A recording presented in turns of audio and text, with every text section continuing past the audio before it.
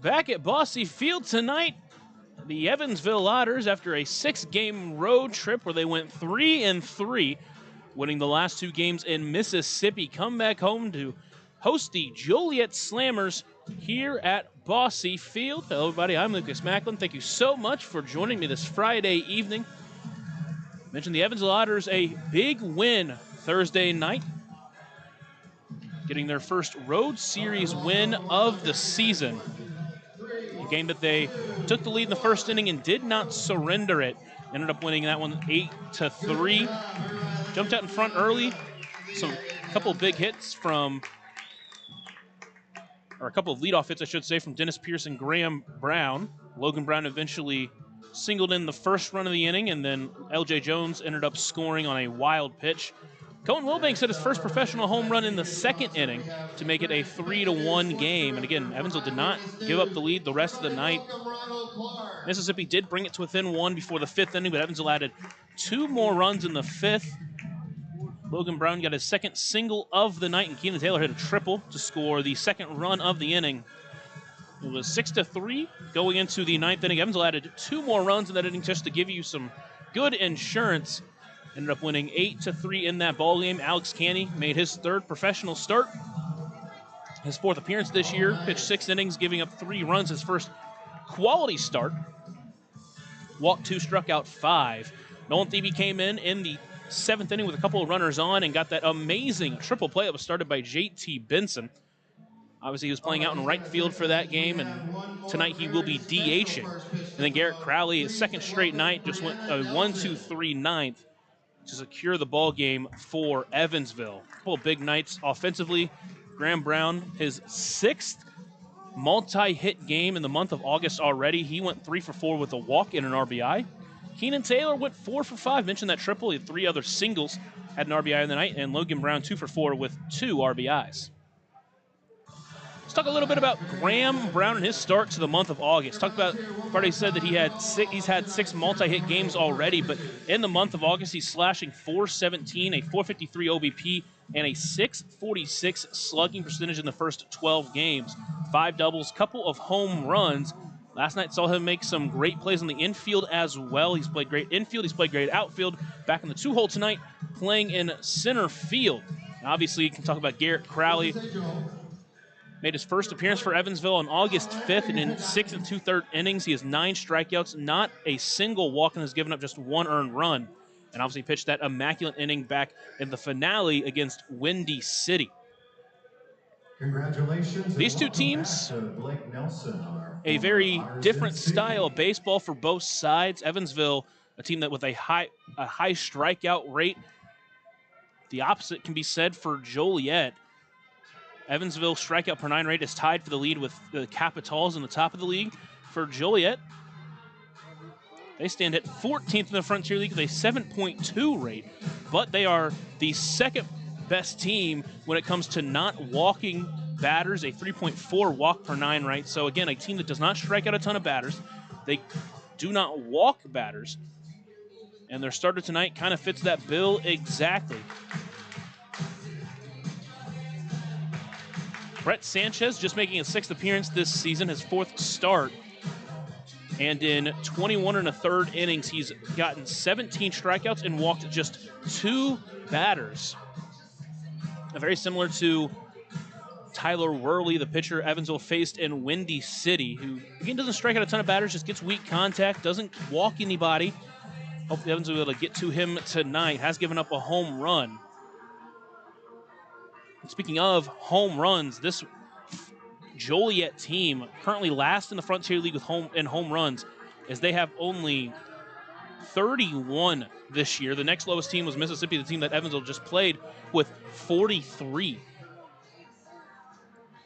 So not only are they last in home runs in the Frontier League, but they are pretty far behind in that number. In fact, the team at the top in home runs, Schaumburg with 99, over triple the amount of home runs that Joliet has hit. Evansville has over double the amounts with 75 on the season. And it's not like this team plays in a little bit of a hitter or pitcher friendly ballpark, but The team as a whole also gives up a ton of home runs. They've given up 80 home runs, which is second in the Frontier League. And when you look at this team, top to bottom, again, they are a team that pitches to contact, so you're more likely to give up home runs when you're pitching to contact. But that has kind of been their big downfall this year. When they've struggled, they've been giving up a ton of home runs. And that will go tonight. Again, a team in Evansville has hit a ton of home runs at home. They currently stand 6th in home runs in the Frontier League. And that's kind of the big difference between these two teams. Joliet tries to play small ball, but obviously their offense has only gotten 4.8 runs per game. That's less than Evansville's 5.15. Evansville 8th in doubles with 131. Joliet down at 14th with 117. Both teams have stolen bags at about the same rate and about the same amount. And then fielding-wise, again, around the same number there, but Joliet is 4th, Evansville's 10th, but only 0.06 percentage differentiating the two. Then we look at the pitching, and Evansville obviously talked about the struggle pitching throughout most of the year, but they currently enter with a 5.93 ERA. It has dropped pretty significantly where it was back in July. This team with a 4.29 team ERA in the month of August, and they will try to shut down this Joliet team that does not score a ton of runs. Take a short break, and after we're back, we'll talk about the starting pitchers and the starting lineups here on the Otters Digital Network and on 96.9 WYIR.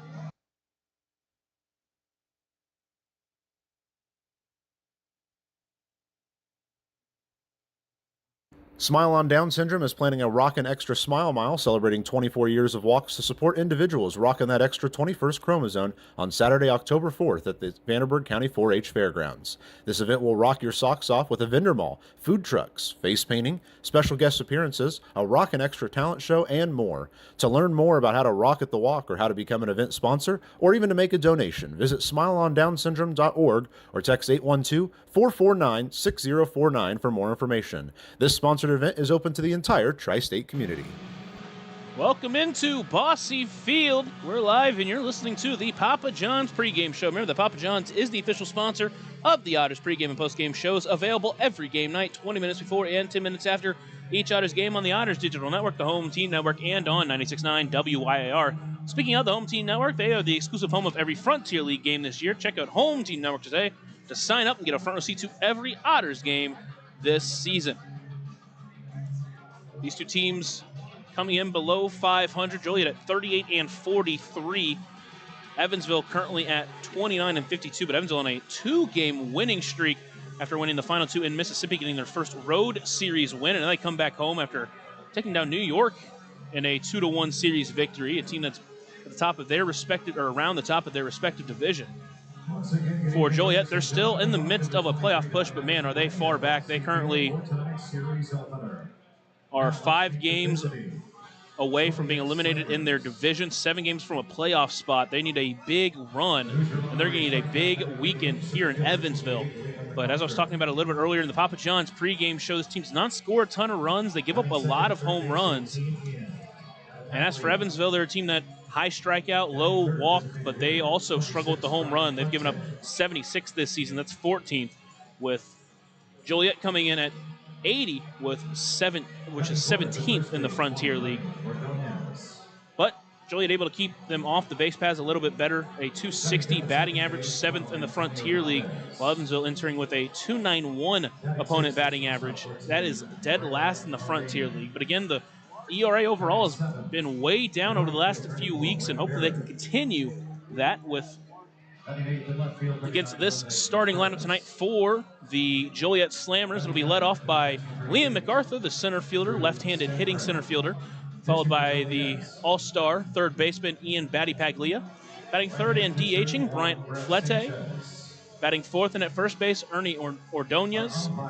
Batting fifth and at second base, the switch hitting Antonio Valdez. Batting sixth and the other all-star for the Slammers squad, the shortstop Braylon Marine. Batting seventh and in right field, Blake Berry. Batting eighth and in left field, Jose Contreras. And rounding out the lineup, the catcher Drew Stengren. Starting tonight for Joliet, it's going to be Brett Sanchez. Sanchez, in just his 6th appearance with Joliet this season, was a part of the Joliet squad last year, made 18 appearances, 15 of them being starts, pitched to a 4.42 ERA in 95 2/3 innings. A guy with a low walk rate and a pretty low strikeout rate, and he's maintained that into this season. 5 games he's pitched for him. This will be his 4th start of the season. He's pitched in 21 1/3 inning. He's a 2.11 ERA, has given up a home run, but has only walked 2 batters and has struck out 17. Good enough for an 8.5 K to walk ratio. Again, another guy that doesn't strike out a ton of batters, but limits the walks, and that's really what this team has been really good at this season. I mentioned coming into this series, Joliet, the 2nd best team at not allowing walks with a 3.4 walk per 9 rate. Evansville, not that bad either, that 4.2. But for Evansville, it's not going to be by walks to get this team, going to be by hits, and hopefully they'll be able to live up to it tonight. And that lineup that'll be going up against Brett Sanchez will go as follows.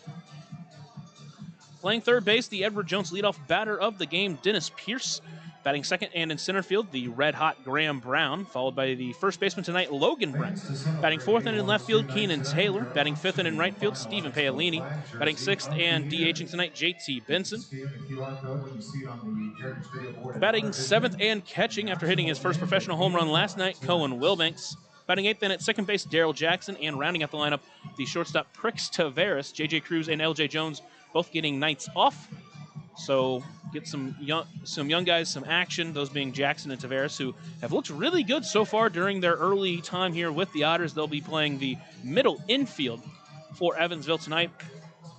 Talked about him a little bit on the pregame show as well, but Graham Brown with an exceptionally hot start to August. He is already at 6 multi-hit games. He has a .417 batting average, a .646 slugging percentage during his 12 games.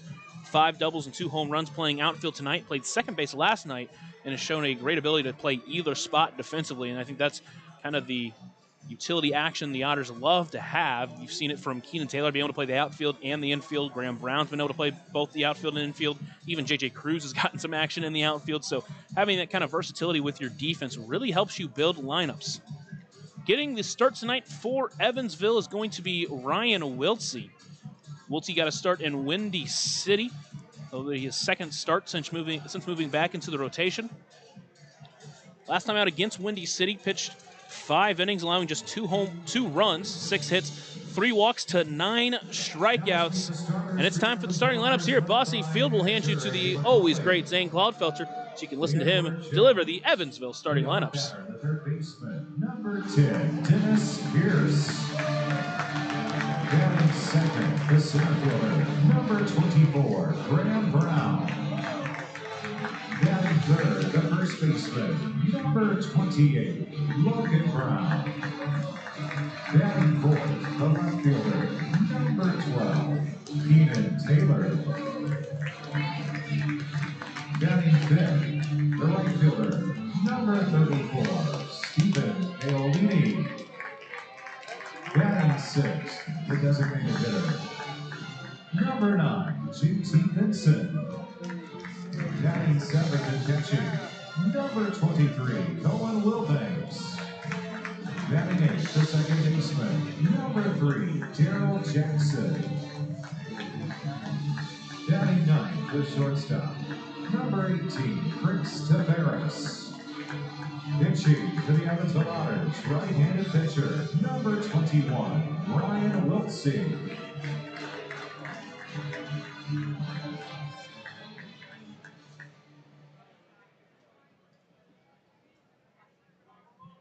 Ladies and gentlemen, at this time, would you please rise and remove your caps as we honor America's freedom. Those are now protected and pay tribute to those who have made the ultimate sacrifice with the singing of our national anthem. As part of Habitat for Humanity Night at Bosse Field, we are proud to present Voices United for Habitat. Please rise and join Dan Douglas, Habitat's Director of Development, as we together sing our national anthem.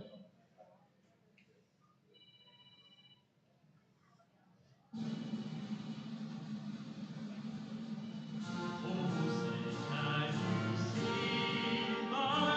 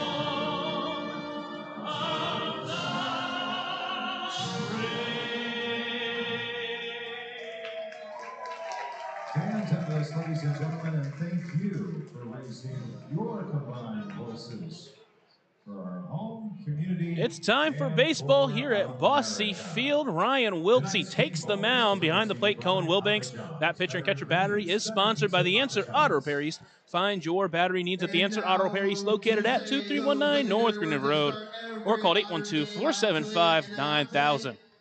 You ready, man? What do we say? Wiltsey making a sixth start of the season. In his starts, he's on 24 innings. He has 24 strikeouts. He's given up 24 runs. That's good enough for a 9 ERA, but again, it's one of those guys that has been excellent in long relief spots, but unfortunately his starts against Quebec and Ottawa just give up some big runs, some big innings. And really what bit him, really during his last 3 starts, has been the long ball. Gave up 2 against Quebec, 4 against Ottawa, which where majority of the runs came from. Catcher battery for the Evansville Otters. And then his last start against Windy City went 5 innings, giving up just 2 runs, but one of those runs did come off a solo shot. He did get the bad luck loss. He left with a 2-1 deficit. But in that game, walked 3, struck out 9. In his last 2 starts, he's had at least 7 strikeouts, at 7 against Ottawa, 9 against Windy City. So hopefully he can come in tonight here at Bosse Field and get a big start and get Evansville off on the right foot here in this series. This is actually only his 2nd start at Bosse Field, believe it or not. So maybe that'll be the good luck charm he needs. His only other start came in his first spot start, which was in a doubleheader against Washington. Since then, it's all been on the road. And hopefully tonight, though, he can get us started as he will face the center fielder, Liam MacArthur, to get us underway here at the ballpark. MacArthur, the speedy left-handed center fielder, also has a pretty small strike zone. Here's the first pitch. That one finds the zone, and that's how we get started here at Bosse Field. Game start time at exactly 6:35 p.m. Sun is out. Currently a little wind from left to right. Not too heavy, though. That one's fouled up and overhead. Now we have an overhead foul ball brought to you by Heads Construction. Choose the best, never regret it. Choose the best, never regret it. Count is 0-2 to MacArthur, who does not strike out a ton, just 46 strikeouts in 81 games, 47 walks during that time. Takes that one just inside. Make it a 1-2 count. Good to be back at Bosse Field. We're 6 games away. Just a quick 3-game stop before heading out to Washington for 3 games in Pennsylvania.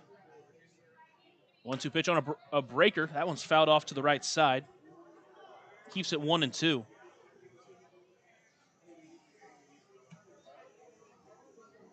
Again, obviously, Wiltsey as a starter has struggled a little bit, man, but as a reliever this season, out of the bullpen, he has a 4.11 ERA in 15 appearances. 1-2 pitch, just misses inside. Make it 2-2. MacArthur just 7 stolen bases, so now the guy's going to steal a ton of bases, but obviously you don't want him to reach to start the inning. 2-2 pitch on a line to left. He's just going to poke that one into some green grass. Rounding first, he's heading quickly for second as Keenan Taylor is going to finally grab it as it goes through the Joliet bullpen. And the Slammers going to start off with a quick double to threaten here in the very first inning. Batting second and third base, 18. Ian. Next up is going to be Ian Battipaglia.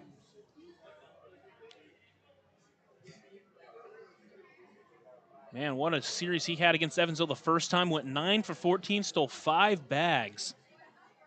Batting in the 2-hole here, he was unstoppable for this team, but hopefully Evansville can try to find a way to shut him down here. First pitch to him, finds the zone, so Wiltsey starting off these batters quickly. Out in front 0-1. Battipaglia with a 304 batting average, 378 OBP. 12 doubles, 6 triples, and 3 home runs. Wiltsey looks back at second, delivers the 0-1 pitch. Breaker on a line towards right. Paolini out and right, not able to snag it, so he's going to take it in a hop throw in, cut off by Logan Brown. MacArthur advances to third base, making sure it wasn't caught. Now there are runners in the corners, still no one out here in the top of the first inning. Batting third, designated hitter. Back-to-back hits on a line. Flete. Again, this team doesn't hit a ton of home runs, just 31 on the season, but they do a good job at getting hits, just finding some open grass, and now it is Bryant Flete. First time the Otters are seeing him this season.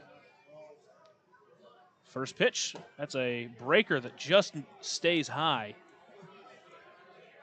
Count 1-0 as that pitch came in at 69 miles per hour.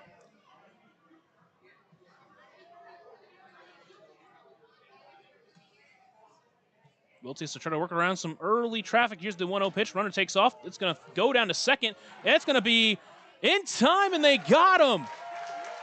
They cut down Batty Paglia at second. MacArthur wasn't taking home, and the Otters get a big out number one and a caught stealing.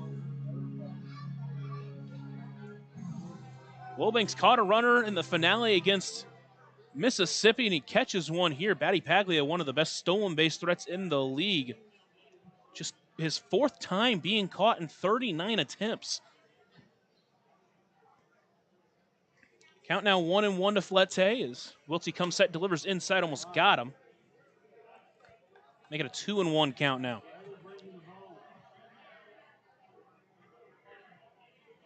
Flete in his 21st game with the Slammers this season, the 32-year-old out of Venezuela. That one is fouled directly back, make it 2-2. He's worked a 4.04 OBP. Again, another guy just finds his way on base.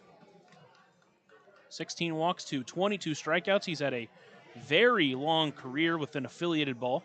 Played 8 seasons with the Chicago Cubs and Chicago White Sox organizations. Played a little bit with the Reds organization as well. 2-2 pitch breaker. Inside, gets in front of Wilbanks, but he's able to snag it in time to keep MacArthur at third, and the count runs full. Obviously don't want to just make a unproductive pitch here, but a walk does set up a double play potential if they do miss.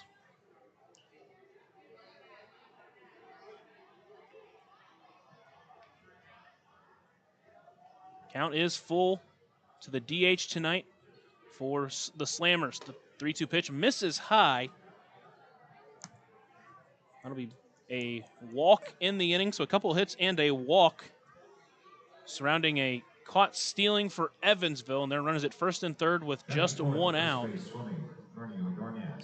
The next one will be Ernie Ordonez. Another batter, the first time Evansville's seeing him this season. Just his 4th game with Joliet this year.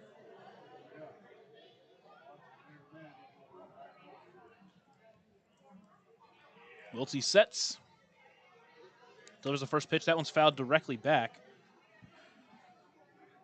3 of the first 4 batters have gotten behind early on first pitch strikes.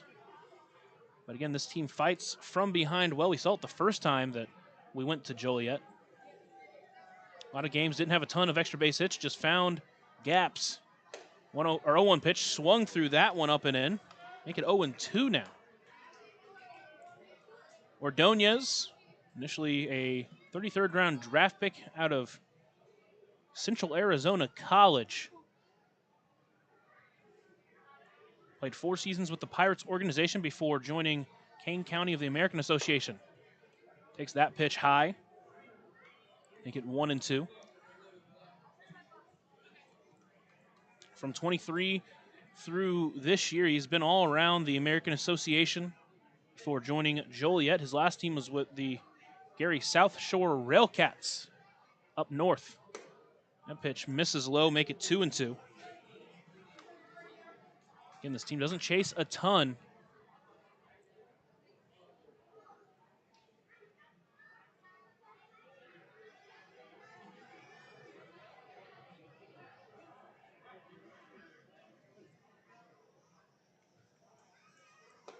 Two-two pitch, tries to get him on the breaker, but Ordonez holds up and the count runs full. Another full count in this first inning for Wiltse.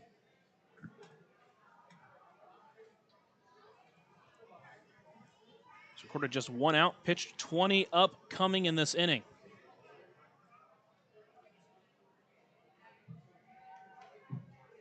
Welty steps back onto the rubber, trying to find his put-away pitch. Looks into Wilbanks, agrees and sets. Well, there's the payoff pitch. That one is fouled back as Ordonez stays alive. An overhead foul ball brought to you by Heads Construction. Choose the best, never regret it. Wilbanks catching Wilty for the first time in one of his starts. His first 4 were caught by Logan Brown, or first 5, I should say.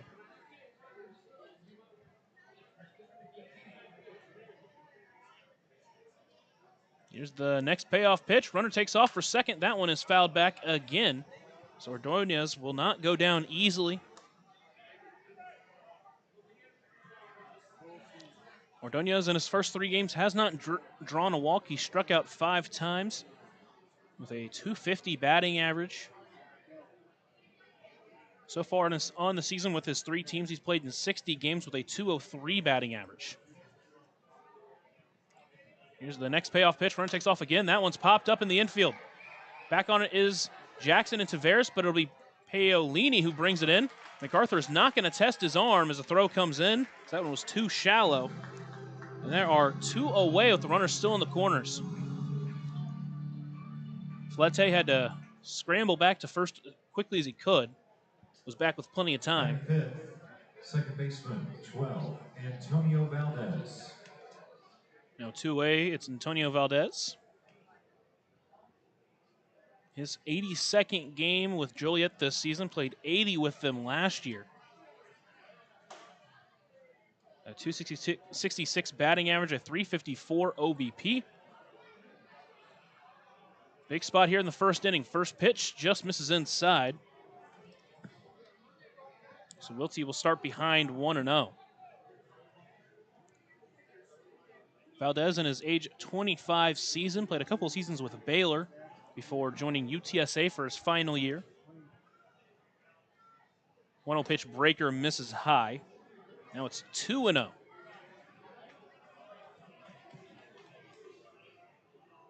With the road runners of Conference USA at a .387 batting average, a .483 OBP. The 2-0 pitch checked his swing. Doesn't matter, that one's in the zone. Just caught the top part of the zone, make it 2-1.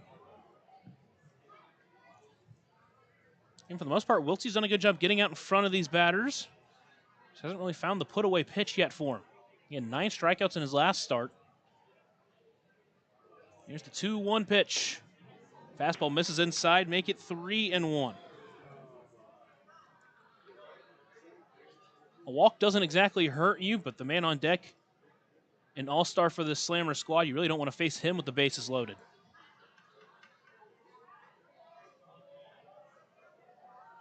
Here's the 3-1 pitch to Valdez. Swinging that one line down the right field line. That's going to get down to fair territory. 1 run will score. Flete rounding second, heading for third. They're going to hold him at third base. It will just be a 1 RBI double for Antonio Valdez to jump Joliet out in front. 6, the shortstop, 14, Braylon Marine. Good job by Paolini out and right to get it in quickly to keep that second run from scoring. They need a big pitch here to avoid any more damage. Evansville now trailing 1-0 early in this game.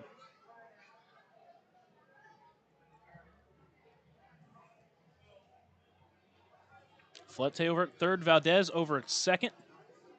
Braylon Marine at the plate. Here's the first pitch to him. Breaker finds the outside corner, and Wilty starts in front of another batter here, 0-1.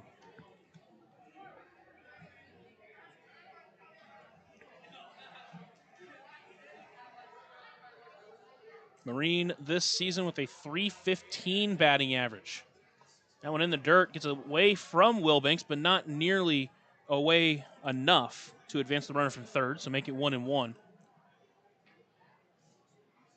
Marine in his 24-year-old season. Second-year professional baseball, played last year with the YOLO High Wheelers for 84 games before joining Joliet this season. Here's the 1-1 pitch. That one's popped up into foul territory, but it's going to get up and out of play. Make it 1-2.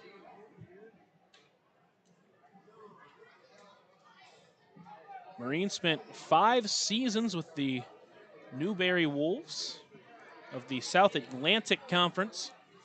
During his 5 seasons, played in 170 games, slashing an average of .372. 1-2 pitch, that on the line towards right. That's going to get through and score 1. Paolini's going to struggle with the outfield. It's going to get away from him, and 2 runs will score.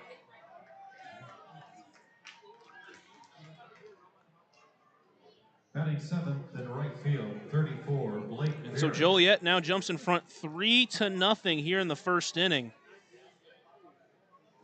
Another 2-strike hit off the bat from the Slammers hitters.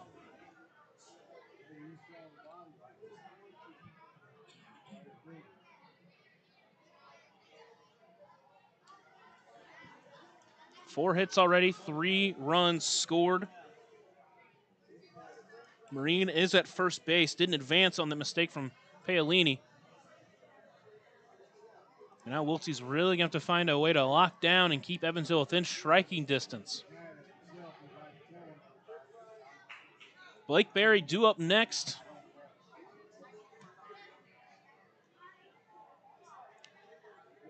Entering with a .250 batting average, a .357 OBP. Another guy that just finds his way on base a ton.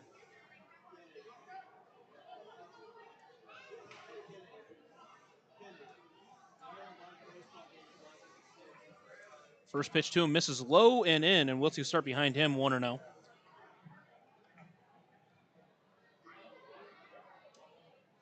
Another guy that had a heck of a week against Evansville. 4 hits in that series, all 4 of them were doubles. 4 of his 12 doubles this season came in that series. Swings through that one. Comes up empty and evens up the count at 1-1.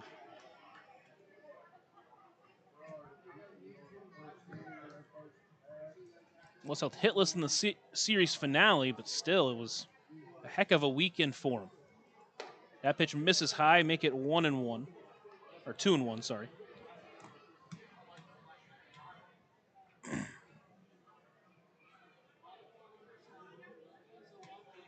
The 27-year-old out of California Springs, Colorado, pops that one up, shallow right field. Out on it is Jackson. He'll leave it to Paolini, and he will bring it in for out number 3. The Joliet scores 3 runs to jump out in front and give their pitcher an early lead. Evans will come to the plate for the first time in tonight's ballgame after a short break here on the Otters Digital Network and on 96.9 WIIR. Maintaining our independence becomes more and more vital as we age. Swerka and more can help you navigate this important journey by answering your questions and connecting you to free and unbiased community resources and support services. If you are seeking advice for yourself or a loved one, let Swerka be your first call. More information available at swerka.org or by calling 812-464-7800.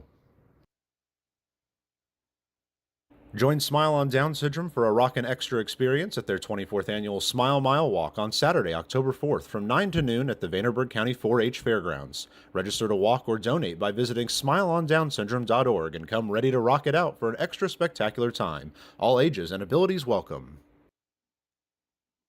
Right now in Vanderburgh County, over 800 children are in the child welfare system waiting for someone to be their voice, and you could be that voice by becoming a court-appointed special advocate, a CASA volunteer. Donating just a few hours a month of your time can change a child's life forever. Vanderburgh County CASA invites you to join them. Stand up, speak out, be for the child, be a CASA. For more information, visit vandcasa.com. That's VAND CASA.com.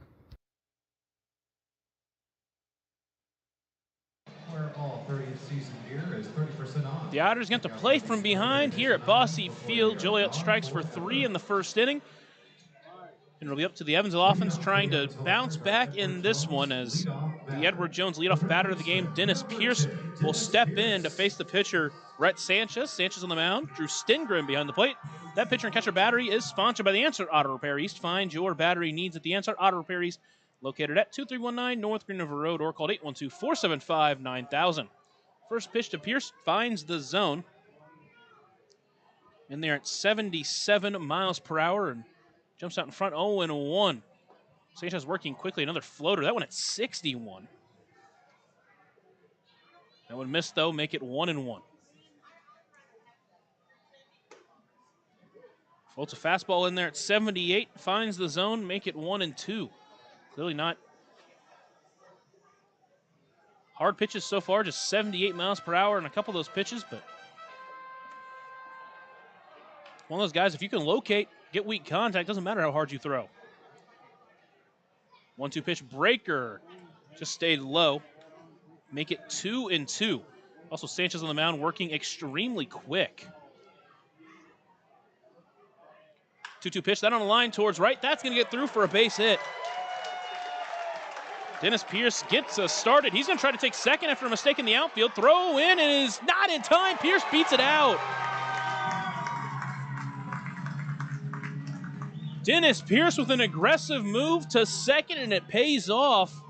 Well, the Otters will have a runner at second with no one away. An error from the right fielder, Blake Berry, allows him to advance. And next up is Graham Brown, and talked about him in the pregame show, but how hot has he been? A .417 batting average in the month of August. A .696 slugging, and a great opportunity here in the first inning. Scores on a bump. That one misses outside as he went for it. He'll start behind 0-1.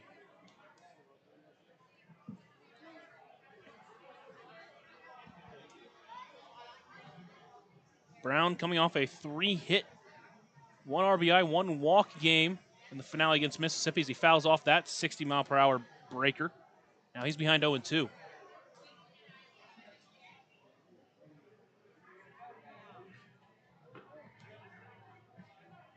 Time called by Brown at the plate.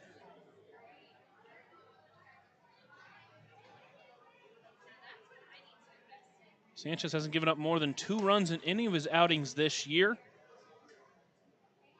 He waits the 0-2 pitch. That breaker, soft looper into center. Carrying deep center. MacArthur able to bring it in on the run. Pierce will advance to third easily. So productive out there for Graham Brown. And there's a runner at third with just 1 away for Logan Brown. Batting third, the first baseman, number 28, Logan Brown. Again, third start for Brett Sanchez this year. 4th start. He's made 3 starts.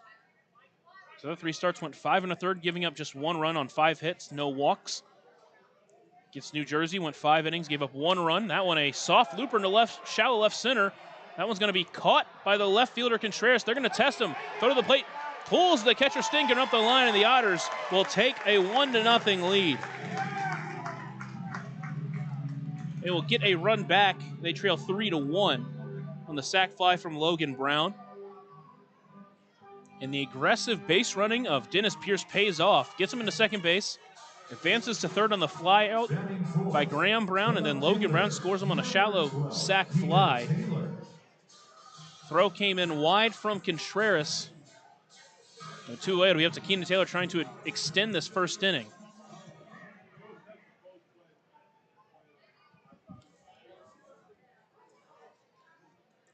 They're going to test the throw over to third base to see if Pierce left early.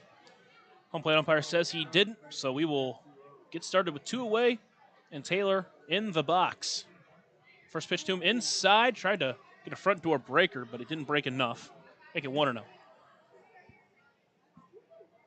Taylor himself coming off a 4-hit game in the finale against Mississippi as that pitch misses outside, make it 2-0.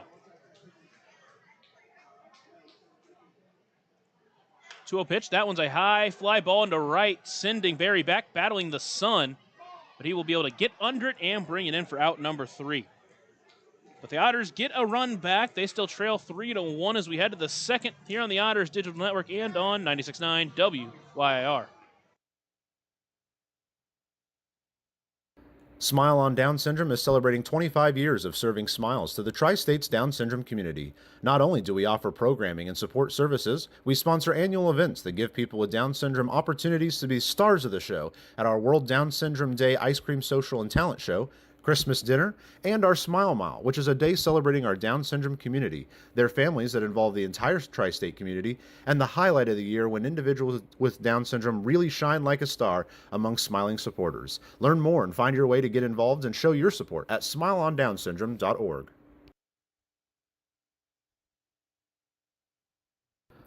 Ballet Indiana is made up of local ballet professionals, dedicated parents, and community members in order to provide unique and life-enriching experiences for hundreds of young dancers, while carrying out their mission to inspire a lifelong appreciation for dance for both our dancers and the Evansville community. More information on Ballet Indiana and information about their upcoming performances is available at balletindiana.org. Smile on Down Syndrome has been providing a bright hope for tomorrow to the tri-state region for 25 years, providing smiles, support, and programs for individuals with Down syndrome while raising community awareness to create a brighter world that accepts and understands people with Down syndrome. Learn more now at smileondownsyndrome.org.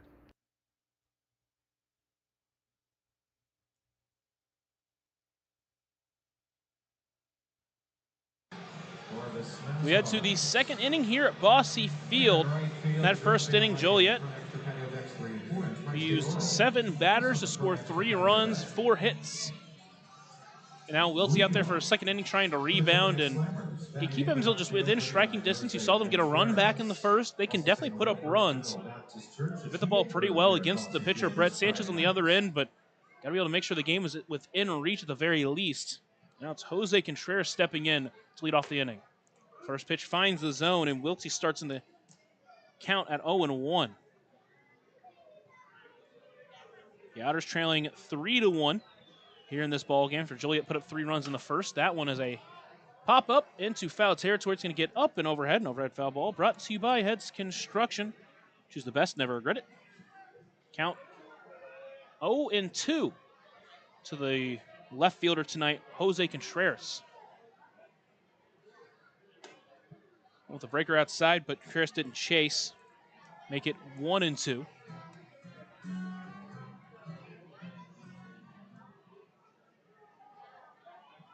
One-two pitch, fastball, blew it by him. Fastball up and in, gets him swinging for a German American Bank strikeout, the first of the night for Ryan Wiltsey, and he gets the second inning started the right way with an out to start the inning, and now he'll face the catcher, Drew Stengren.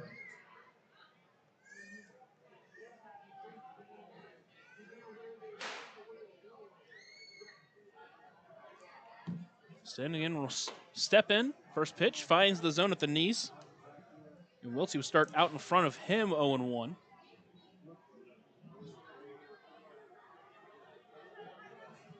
Now Wiltsey working quickly. The 0-1 pitch just misses high. Stengren with a 1-1 count. His second year as a slammer. Last year played in 50 games with a .276 batting average. That one's popped up into foul territory. It will get out of play. And make it a 1-2 count.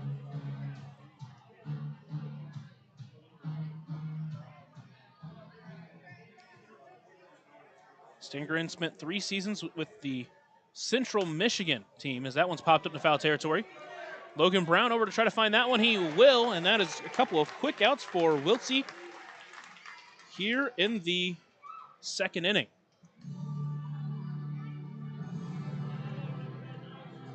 Back to the top of the order, our Hoosier Lottery strikeout batter of the game. Center fielder. So 2 away, back to the top of the lineup, Liam MacArthur. MacArthur's first time up. Took a 2-strike pitch to left field. Got in for a double as the first pitch just misses inside. Making it 1-0.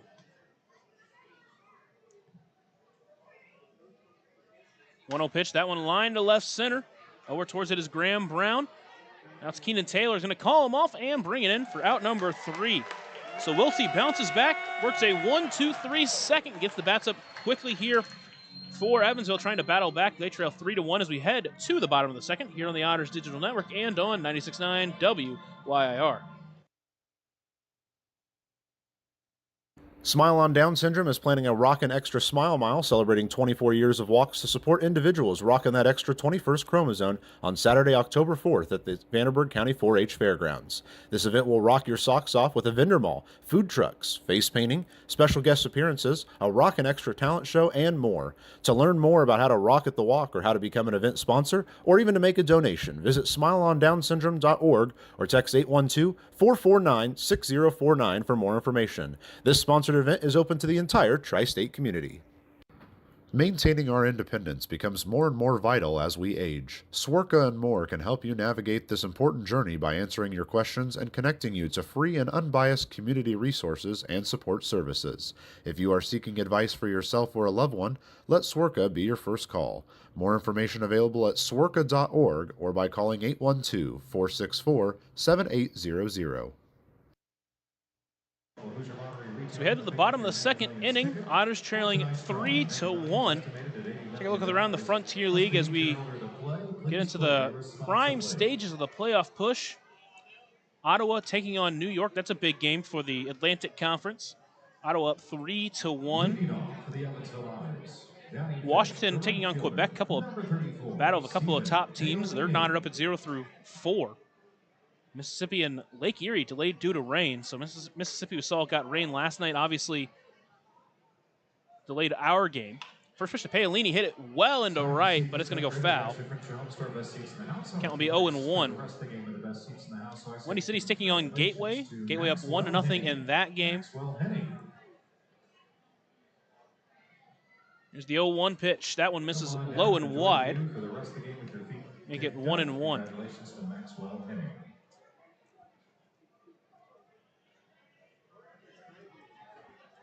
That pitch misses low and wide, make it 2-1. I believe Schaumburg and New Jersey not playing tonight. They will play a doubleheader tomorrow and a game on Sunday. Swings through that one, does Paolini, make it 2-2.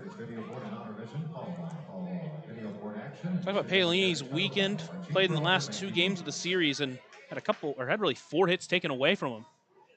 Swings through that off speed. Pulled the string on him. He goes down swinging for out number 1. Again, this can be a tough adjustment. Typically in this league, you're facing guys, even in this league, Wiltsey doesn't throw the fastest, but he's up at 87, 88. Some guys in this league easily clear 90, some, at 95, 96. This guy topping out at 78.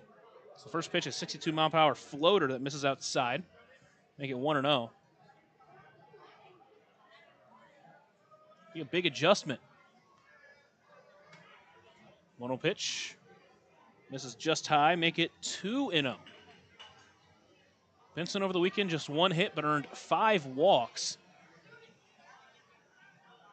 2-0 pitch is swung on, fouled off into the right side, but it's going to land out of play, making the count 2-1. Again, Sanchez, the guy just does not wait, does not let the batter think at all. Stands on the rubber, gets his call, and goes. Here's the 2-1 delivery. Swings through that one at the top of the zone, making it 2-2. Again, it's a guy that you hope that your team can adjust to. 2-2 breaker out in front of it as that one's popped up. Shallow right field, unknown as Barry. He's going to be able to get under it and bring it in for out number 2.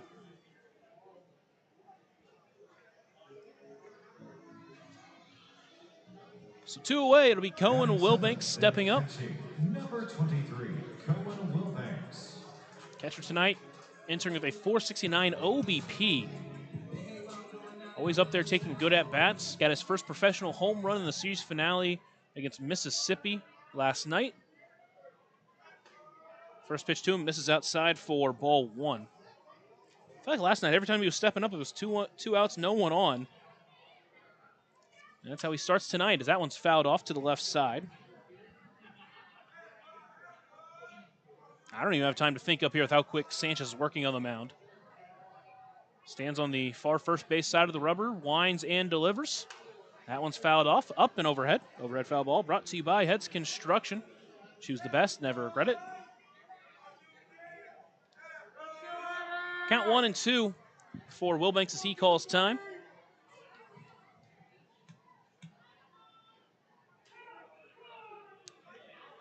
Wilbanks, another guy who hasn't had a ton of at-bats, but he's been excellent when he's gotten the opportunity. That pitch misses high, make it 2-2. That went up at 80 miles per hour. Works quickly, the 2-2. Taken for strike 3. Wilbanks caught looking on a fastball on the outside part of the plate. A couple of strikeouts there for Sanchez in the second. We will head to the third. Otters trail by 2 after a short break on the Otters Digital Network and on 96.9 WYIR. Join Smile on Down Syndrome for a rockin' extra experience at their 24th annual Smile Mile Walk on Saturday, October 4th from 9 to noon at the Vanderburgh County 4-H Fairgrounds. Register to walk or donate by visiting smileondownsyndrome.org and come ready to rock it out for an extra spectacular time. All ages and abilities welcome. Right now in Vanderburgh County, over 800 children are in the child welfare system waiting for someone to be their voice, and you could be that voice by becoming a court-appointed special advocate, a CASA volunteer. Donating just a few hours a month of your time can change a child's life forever. Vanderburgh County CASA invites you to join them. Stand up, speak out, be for the child, be a CASA. For more information, visit vandcasa.com. That's VAND-CASA.com. Ballet Indiana is made up of local ballet professionals, dedicated parents, and community members in order to provide unique and life-enriching experiences for hundreds of young dancers, while carrying out their mission to inspire a lifelong appreciation for dance for both our dancers and the Evansville community. More information on Ballet Indiana and information about their upcoming performances is available at balletindiana.org.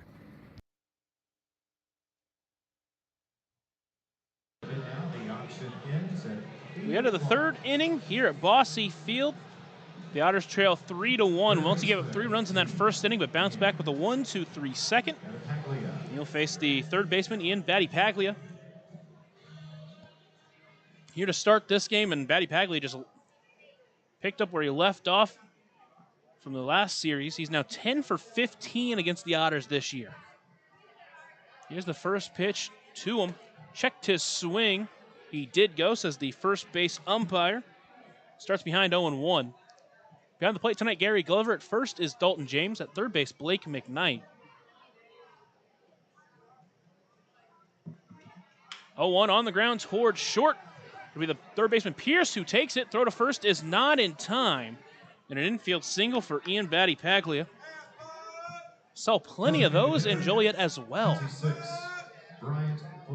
He's now 11 for 16 against the Otters this season. He has just been impossible to get out for Evansville this year.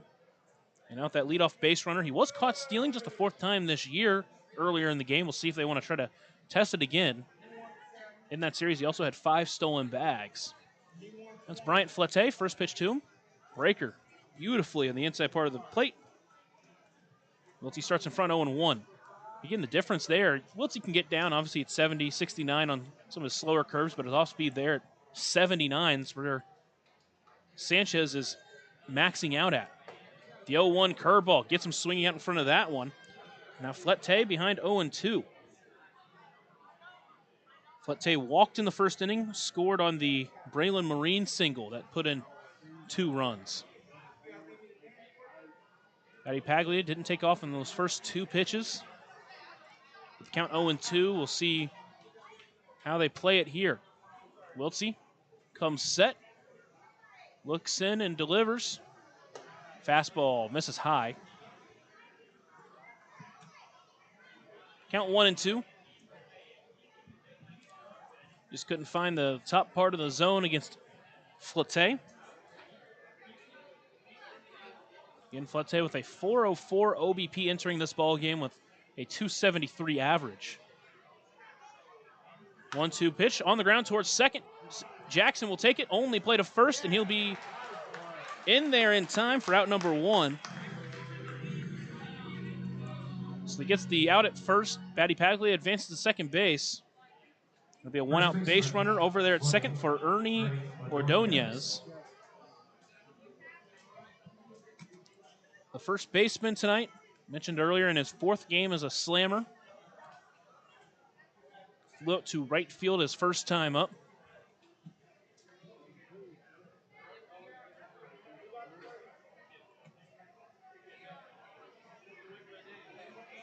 The 26-year-old out of the Bronx, New York, swings through it off speed out in front.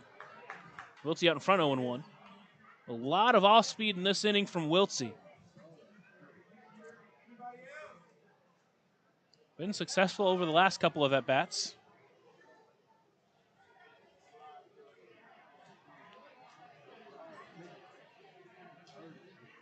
The 0-1 pitch, off speed, misses low and away. Ordonez didn't chase at that one, make it 1-1. Ordonez played 18 games with Sioux Falls this year, after playing 24 with them last year. Played 39 with the Gary Railcats before joining Joliet. Matty Pagley takes a big jump at second, then gets back. Here's the 1-1. That one misses low. Now he's behind 2-1 to Ordonez.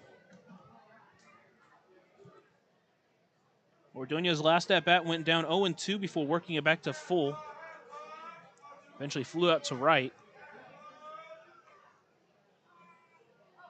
Wiltsey trying to keep this deficit at 2.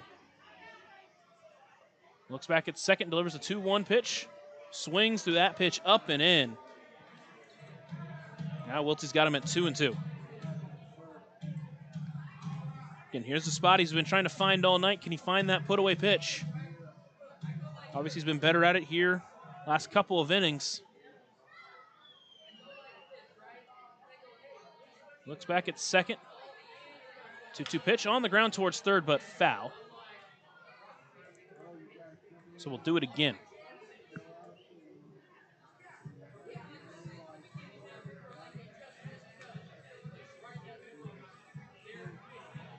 This game, one of 6 that are currently underway. Tri-City and Brockton scheduled to get started at 7. Lake Erie, Mississippi, currently in a delay due to rain. Again, Schaumburg and New Jersey will play tomorrow. Check to swing, doesn't matter. Gets a called strike 3 at the knees. German American Bank strikeout number 2 for Ryan Wiltsey, and there's 2 away here in this 3rd inning, and he'll face Antonio Valdez.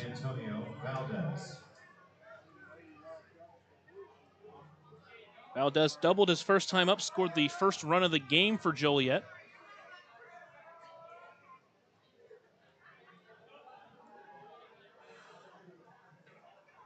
Wiltsey trying to find his way out of the 3rd here. Here's the first pitch to him. Breaker popped up to the left side into foul territory. Pierce trying to find his way under it, but he'll just give it a look as it gets out of play. Valdez will start behind 0-1. New York crawling back. They're now down 3-2 in the top of the 5th. Quebec and Washington still tied. Down east beating Sussex County 5-1. This will be the 7th, 8th, and 9th matchup. These two teams will play against each other in the last 12 games. Had a 6-game series last week. That one called strike 2 at the knees. Make it 0-2. And now a 3-game set this weekend. And in that series, Sussex County took the first 5 games before dropping the finale. But they're down 5-1 in the bottom of the 5th. Here's the 0-2 pitch. That one lined to center. Graham Brown will move back on it, then in, and he will watch it into his glove for out number 3. So the Otters able to strand that runner at second base. We'll head to the bottom of the 3rd here on the Otters Digital Network and on 96.9 WYIR. Smile on Down Syndrome is celebrating 25 years of serving smiles to the Tri-States Down Syndrome community. Not only do we offer programming and support services, we sponsor annual events that give people with Down syndrome opportunities to be stars of the show at our World Down Syndrome Day Ice Cream Social and Talent Show, Christmas dinner, and our Smile Mile, which is a day celebrating our Down syndrome community, their families that involve the entire tri-state community, and the highlight of the year when individuals with Down syndrome really shine like a star among smiling supporters. Learn more and find your way to get involved and show your support at smileondownsyndrome.org. Ballet Indiana is made up of local ballet professionals, dedicated parents, and community members in order to provide unique and life-enriching experiences for hundreds of young dancers, while carrying out their mission to inspire a lifelong appreciation for dance for both our dancers and the Evansville community. More information on Ballet Indiana and information about their upcoming performances is available at balletindiana.org.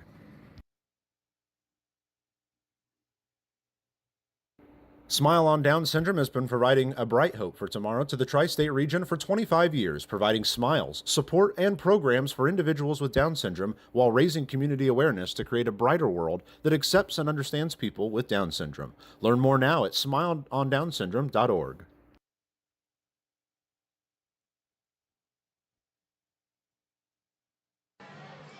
We enter the bottom of the third inning. Otters trail 3-1. Wiltie's worked a couple of scoreless innings. Otters got one run in the bottom of the first, didn't put up any runs in the second, didn't get a base runner. 8-9-1 to face the pitcher Brett Sanchez on the mound. Again, won't blow you away with speed, but he will place the pitches where he wants to, and he's going to be able to fool you. First pitch of Jackson swinging, popped up into foul territory. He's going to get up and out of play. An overhead foul ball brought to you by Heads Construction. Choose the best, never regret it. Choose the best, never regret it. Jackson's had a quick start to his Otters career. 0-1 breaker out off the end of the bat and foul. And again, it's not that the Otters can't hit this stuff, but it's off stride. A lot of these, you're used to setting up for 78-7 or 88-89.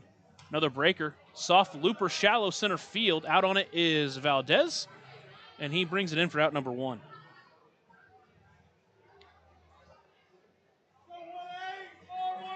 And his adjustment whenever, the difference in speed here is still pretty massive. From 78 to 80 down to 61 to 60. It's really easy to be off stride, and even if you're able to wait on it, you're not going to be able to get as much power on it as you typically would. First pitch to Tavares is a fastball that catches the outside part of the zone for strike one.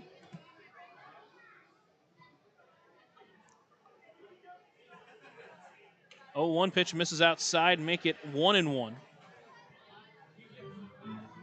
Tavares coming off in an excellent week against New York and Windy City.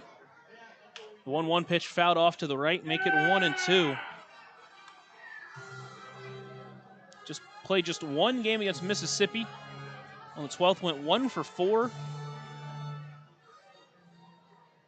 Had multiple 3-hit games last week. That one a soft looper into right field. Out on is Valdez again, and he's able to get under it for out number 2.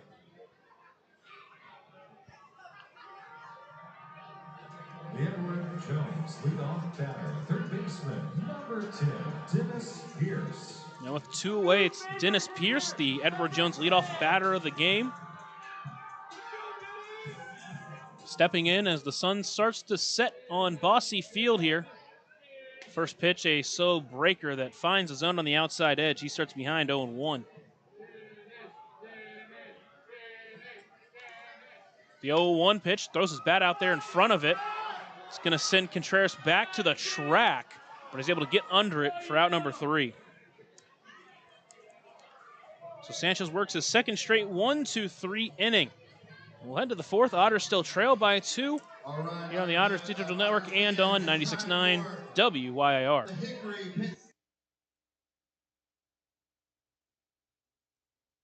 Smile on Down Syndrome is planning a Rockin' Extra Smile Mile celebrating 24 years of walks to support individuals rocking that extra 21st chromosome on Saturday, October 4th at the Vanderburgh County 4-H Fairgrounds. This event will rock your socks off with a vendor mall, food trucks, face painting, special guest appearances, a Rockin' Extra talent show, and more. To learn more about how to rock at the walk or how to become an event sponsor or even to make a donation, visit smileondownsyndrome.org or text 812-449-6049 for more information. This sponsored event is open to the entire tri-state community. Maintaining our independence becomes more and more vital as we age. Swerka and more can help you navigate this important journey by answering your questions and connecting you to free and unbiased community resources and support services.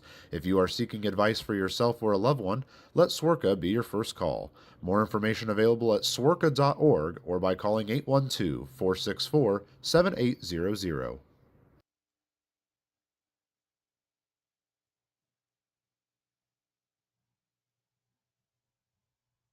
Join Smile on Down Syndrome for a rockin' extra experience at their 24th annual Smile Mile Walk on Saturday, October 4th from 9 to noon at the Vanderburgh County 4-H Fairgrounds. Register to walk or donate by visiting smileondownsyndrome.org and come ready to rock it out for an extra spectacular time. All ages and abilities welcome.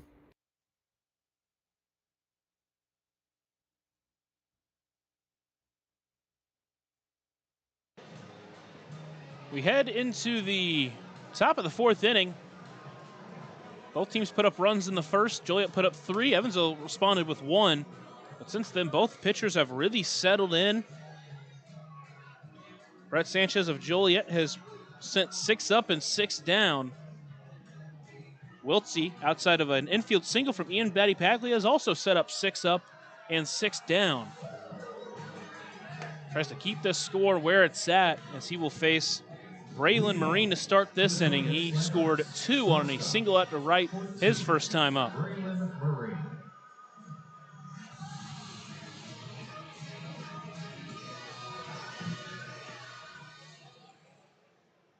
Marine, one of the 2 All-Stars in this starting lineup for Joliet. Showed why early on that single, just an inside-out swing, found right field.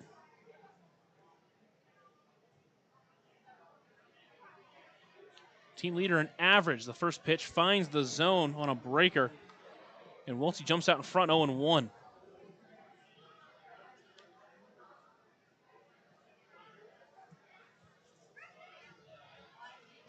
The 0-1 is lifted into right field. Over towards it is Paolini. Makes a running catch around the first baseline. And Wiltsey works a quick out number 1. Next up is Blake Berry, who flew out to right field his first time up. Again, during the first 3 games against Evansville this year, he had 4 doubles. 4 of his 12 doubles this season. First pitch finds his zone at the knees, and Wiltsey starts quickly out in front 0-1. Again, good to see Wiltsey work around that first inning. He struggled, obviously gave up 3 runs on 4 hits, but since then has given up just 1 hit. The 0-1 pitch finds the zone, makes it 0-2. Again, the thing with this pitching staff, really, what you ask of it is just to keep the Otters in the ball game, and obviously it's still early, but Wiltsey's done that so far. 0-2 pitch, called strike 3. Good morning, good afternoon, good night. Blake Berry watches a fastball inside, the 3rd German American Bank strikeout for Ryan Wiltsey, and there's 2 away. Left fielder, 39, Jose Contreras. Locked him up on that fastball in the inside corner. Now it's Jose Contreras stepping in with 2 away. First pitch breaker, he's way out in front. Pulled the string on him at 71, and he's out in front 0-1. Contreras, another guy that hit really well against Evansville the first time that these 2 teams saw each other. The 0-1 breaker misses just outside.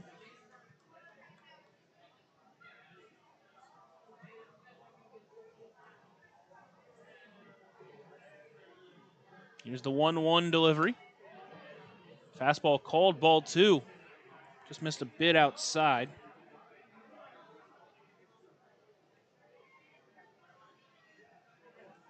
Contreras in the first matchup against these 2 teams went 7 for 14 as that pitch called strike 2 on the inside edge. Good pitch there from Wiltsey to back Contreras up. It's 2-2. Had 4 RBIs in game 1 of that series. It was a 13-10 Evansville win in that game. 2-2 breaker, chopped foul, and we'll do it again. Again, Wiltsey, since that first inning, has really settled in, starting to hit his spots and mix up his pitches really well. Really struggled to make good contact with his off-speed stuff. Here's the next 2-2 delivery. Fastball blew it by him, and he goes down swinging. Back-to-back German-American Bank strikeouts to end the 4th inning. And Wiltsey has really settled in 3 straight scoreless frames. We're going to head to the bottom of the 4th inning here on the Otters Digital Network and on 96.9 WYIR. Right now in Vanderburgh County, over 800 children are in the child welfare system waiting for someone to be their voice, and you could be that voice by becoming a court-appointed special advocate, a CASA volunteer. Donating just a few hours a month of your time can change a child's life forever. Vanderburgh County CASA invites you to join them. Stand up, speak out, be for the child, be a CASA. For more information, visit vandcasa.com. That's VAND CASA.com.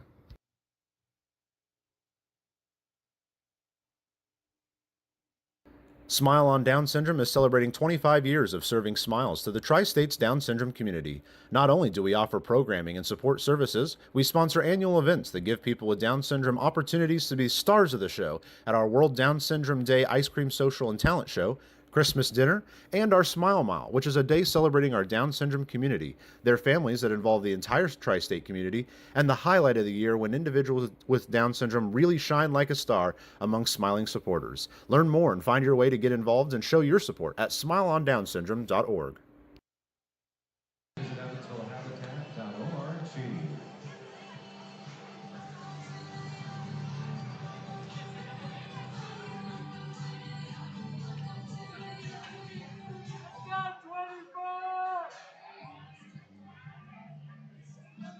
Center fielder, number 24, Graham Brown. We head to the bottom of the 4th inning here at Bosse Field. Graham Brown set to lead us off. Again, a big spot here. Evansville has gotten some big innings from Wiltsey over the last 3. He's kept them in the ball game. Now it's the hitter's turn to try to back him up. First time up, he flew out to center field. First pitch is a fastball. 76. It's out in front 0-1. Working quickly, the 0-1 pitch breaker. Out in front of it, chopper towards short. Marine will take it in. Throw to first is in time. That's a quick out, number 1. Again, he's mixing up this off-speed. The fastball can be so hard to read it. A ton of difference in velocity, and it's keeping these hitters off stride. Well, going away, it'll be Logan Brown.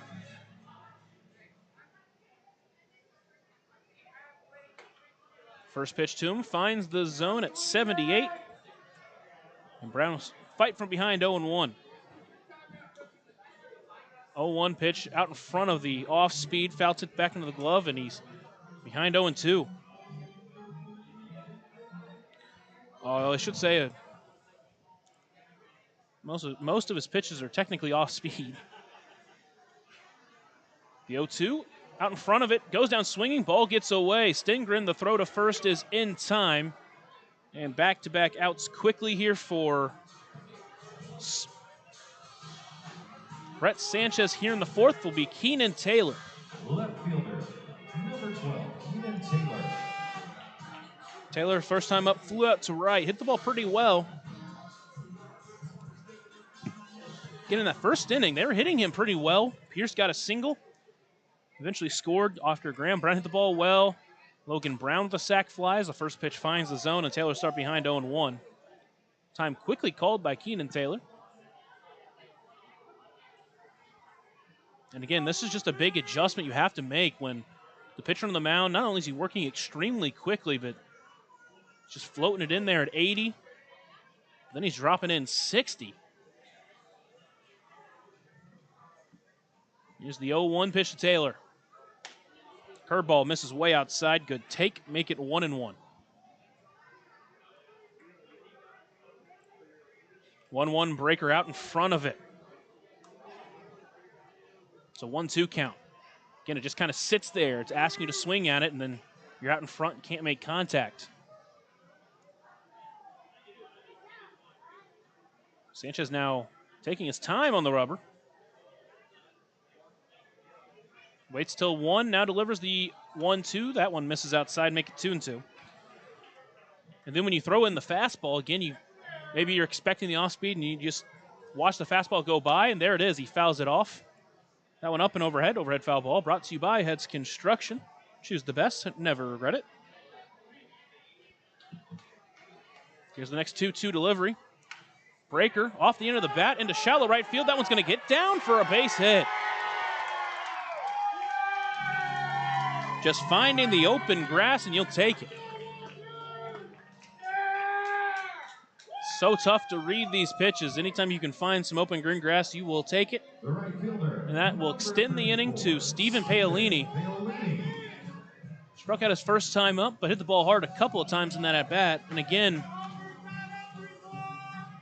been talking about it all week. Going back to the Mississippi series, he's been flirting all around that first Otters hit. He's reached twice, one on a walk, once on a hit by pitch. Here's the first pitch to him. Takes that one on the inside corner for strike one.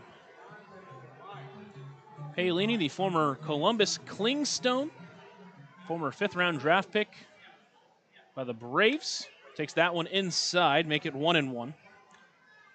Back in 2019, spent up until this 2025 season within that organization. Now here with the Otters. Here's the 1-1 delivery. That one misses outside, make it 2-1. Good patience here from the Otters right fielder. Paolini in all three of his starts have started in the outfield. Now he started in all three spots. Started in left and center and now in right as that pitch misses outside, make it 3-1.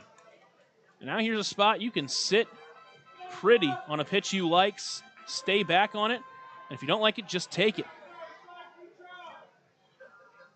Here's the 3-1 delivery, swings at that one. Just misses it, he fouls it off directly back and the count runs full. But Keenan Taylor over at first will get a head start.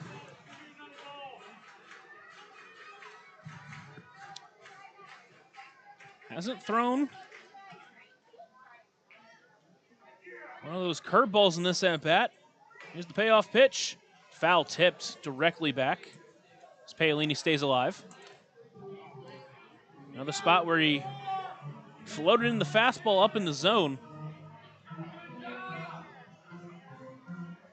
And again, with the tunneling that Sanchez can do on the mound, it's so hard to tell until it's too late. Payoff pitch, called strike three on a pitch outside the zone. Goes down looking. The fourth strikeout of the game for Brett Sanchez. The Otters do get a hit, but do nothing with it. And we're going to head to the fifth inning already here at Bosse Field after a short break on the Otters Digital Network and on 96.9 WYAR. Ballet Indiana is made up of local ballet professionals, dedicated parents, and community members in order to provide unique and life-enriching experiences for hundreds of young dancers, while carrying out their mission to inspire a lifelong appreciation for dance for both our dancers and the Evansville community. More information on Ballet Indiana and information about their upcoming performances is available at balletindiana.org. Smile on Down Syndrome has been providing a bright hope for tomorrow to the tri-state region for 25 years, providing smiles, support, and programs for individuals with Down syndrome while raising community awareness to create a brighter world that accepts and understands people with Down syndrome. Learn more now at smileondownsyndrome.org.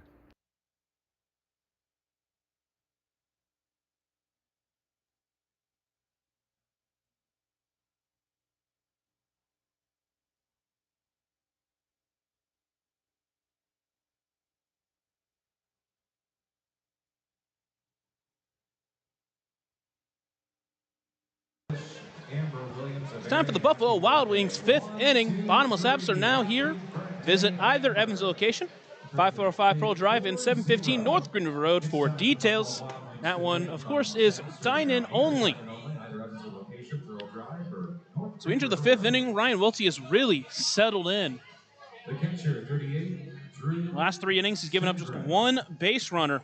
He'll face 9-1-2 here in this inning. Of course, that number two hitter being Ian Batty Paglia, who has had Evansville's number all season. But obviously we'll worry about that when we get there. First to face Drew Stengren. First pitch misses just a bit high. Count 1-0. Welty shakes once, agrees, short wind, and delivers. That one popped up left side. Pierce in on it. Still coming in. That one drifting into foul territory. Now back into fair, and he brings it in for out number one. Little stumble, but good enough to make the first out of the inning.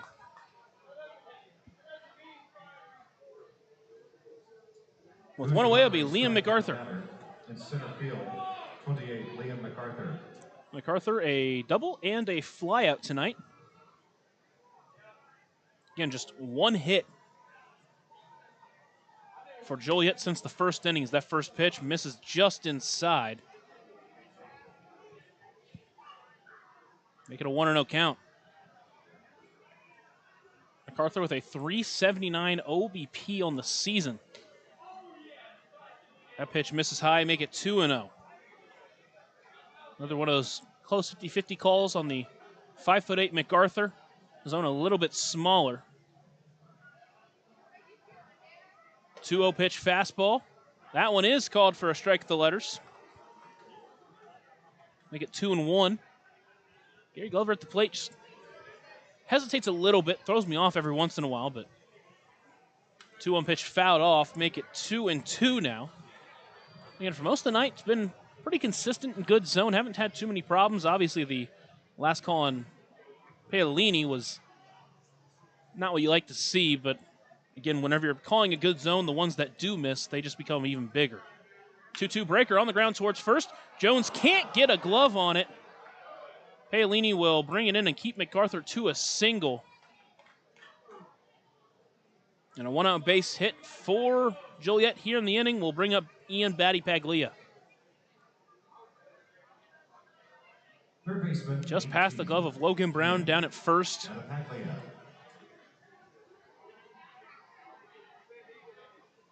With his 2 hits tonight, Battipaglia now 11 for 16 this year against Evansville. First pitch to him, misses low for ball 1.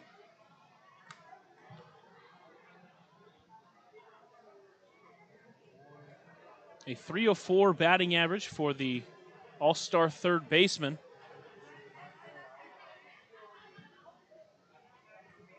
The 1-0 pitch runner takes off. That one fouled off, up and overhead. Overhead foul ball brought to you by Heads Construction. Choose the best, never regret it. Count is 1-1.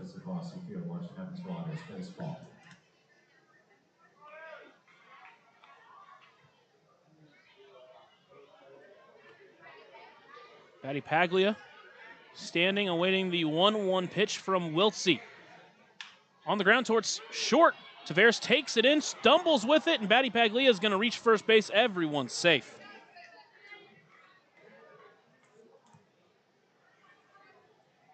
Tavares, who's played a great shortstop during his short career with Evansville, gets a bad hop and can't handle it. So now runners at first and second after that E6. Action out in the Otters bullpen. Jackson Maloof is up and warming. Here's the first pitch to Bryant Flette as that one misses low. We'll see some work from behind 1-0. Not a hit for Battipaglia, but again, he just gets on base. And really, look about it, the speed is what got him on base. Even though it is an error. 1-0 breaker. That one finds the zone at the knees, make it 1-1.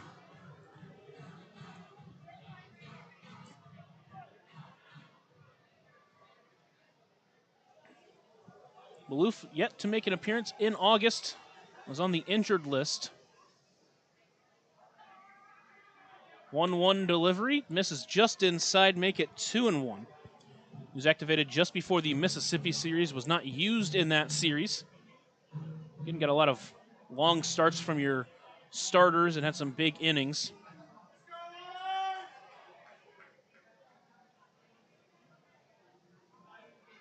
Here's the 2-1 pitch to Flette. Breaker misses just inside, make it 3-1. Can't get him to chase on that pitch. Trying to avoid a walk here. Ernie Ordonez is on deck. Here's the 3-1 pitch. Swinging that one, lined into right field, but foul. The count will run full, the second full count for Flete in this game. Last time with a full count, he walked. On the night, 0 for 1, mentioned that walk. He scored a run on the Braylon Marine single.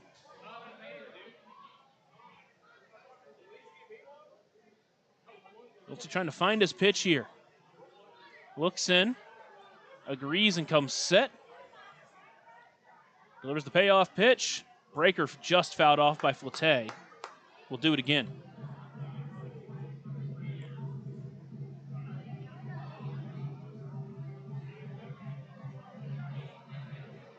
'87 pitches for Wiltsey in this game. Again, struggled through the first, but have been excellent in the second, third, and fourth. Here in the fifth, working through some traffic. Here's the next payoff. On a line towards first. Joe Brown able to stop it. Throw to second is in time. Tavares had to make sure he got his foot on the bag to make sure he got the out, and he does. Flete does beat it out at first. They do get the second out, but a runner reaches. The inning continues with runners in the corners and 2 away for Ernie Ordonez.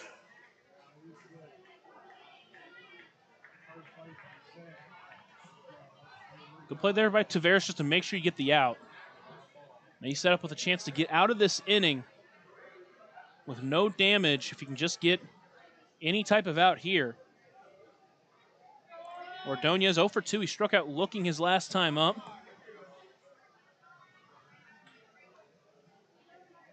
Here's the first pitch to him, a breaker. Swung through that one. Count 0-1.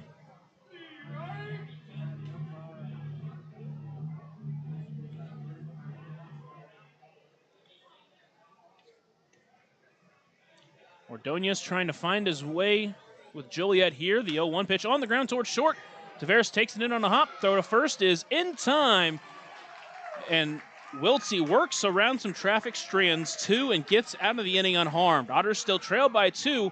So head to the bottom of the fifth here on the Otters Digital Network and on 96.9 WYIR.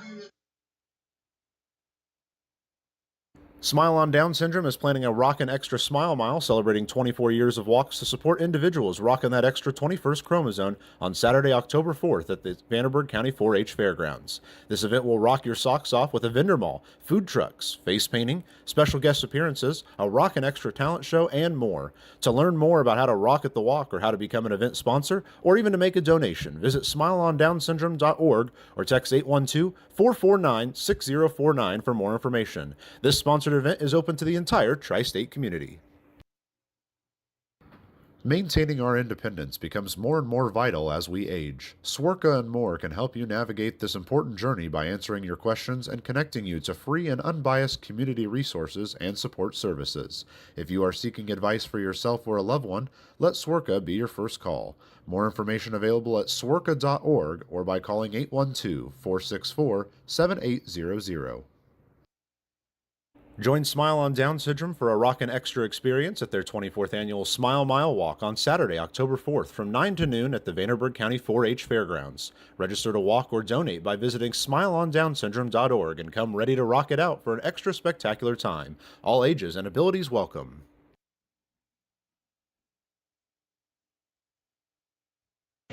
To the bottom of the fifth we go. Otters trail 3-1. All 4 runs were scored in the first inning since both pitchers have really shut down the opposing squads. The Otters will have JT Benson, Cohen Wilbanks, and Daryl Jackson here in the fifth. Designated hitter, number 9. Brett Sanchez on the mound has really stifled this Otters offense. It looks so good in the finale against Mississippi. Went up against the ace of that squad, Brian Williams, and looked great, but haven't been able to adjust to the arm of Brett Sanchez. The first pitch finds the zone for strike 1. Benson so far tonight flew up to right. Just his second at bat. The 0-1 pitch swung on and missed at that fastball. Make it 0-2 now. Benson quickly behind 0-2. It's a Great crowd here at Bosse tonight. Trying to root on their Otters, trying to keep this win streak alive. 0-2 pitch. That one swung on and popped up into center field. MacArthur is going to find his way under it and bring it in for out number 1.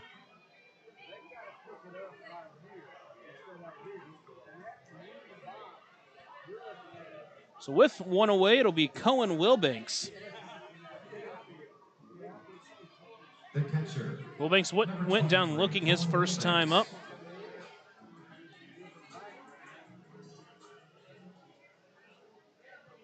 First pitch swinging, popped up infield.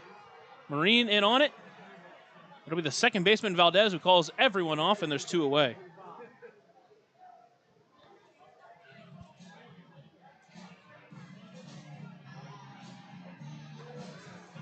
Second baseman. With 2 outs, it's Daryl Jackson. Jackson tonight 0 for 1 with a pop out. Sanchez on the mound is working quickly.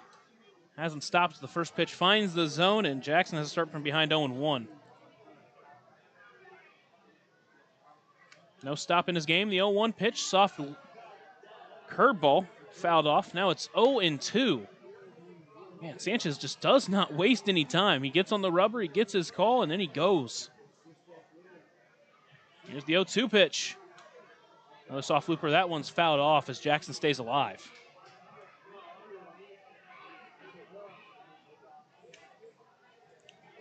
So unfortunately for Evansville, just have not been able to find their way around this pitcher. 0-2 pitch fastball. He fouled it off, stays alive again.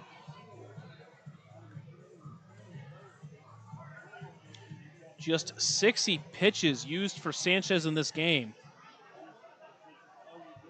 Here's next 0-2 delivery. Breaker, that one misses outside. Great take there from Jackson.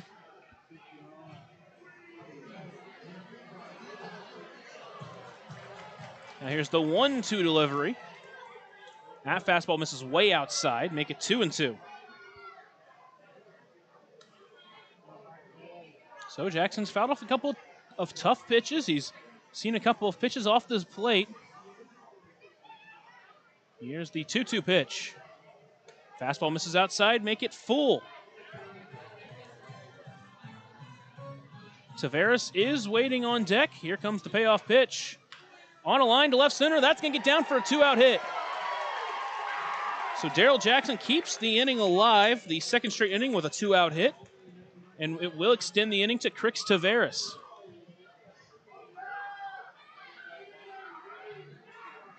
The shortstop, number 18, Crix Taveras.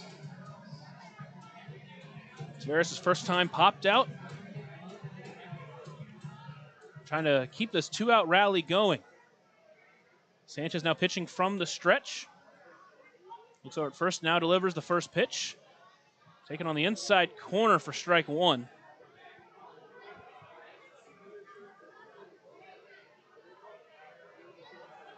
Taveras had 8 hits last week in the 2 series against New York and Windy City. Quick check over at first of Daryl Jackson, nothing doing. Only played in 1 game on the road trip to Mississippi. He's now starting in the opener here against Joliet, trying to jumpstart this Otters offense. 0-1 pitch misses outside, make it 1-1.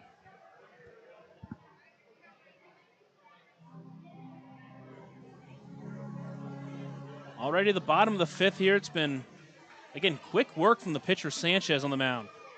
1-1 swing, popped up in foul territory. Over towards it is Ordonez, but it's going to get just out of play. Make it 1-2.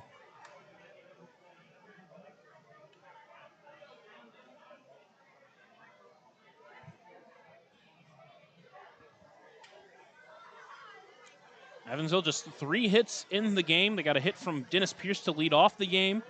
Keenan Taylor got one with 2 outs in the 4th, and now Daryl Jackson with a hit in the 5th. Here's the 1-2 delivery. Swung on the ground towards second. It'll be Valdez to pick it up, throw it to first in time, and that is the inning. The Otters get another hit, but strand another runner. Still trailed by 2 as we head to the 6th. That was the Buffalo Wild Wings' 5th inning. Remember, guys, bottomless apps are now here. Dine it only. Visit either Evans location, 5 Pearl Drive and 715 North Green River Road for details. We head to the 6th after a short break on the Otters Digital Network and on 96.9 WYIR.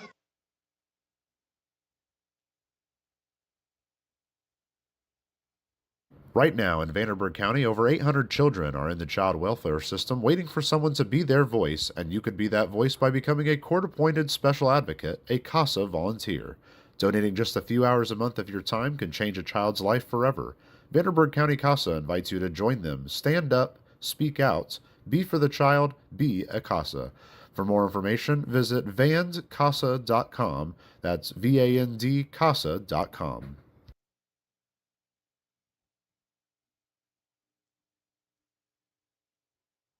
Smile on Down Syndrome is celebrating 25 years of serving smiles to the Tri-States Down Syndrome community.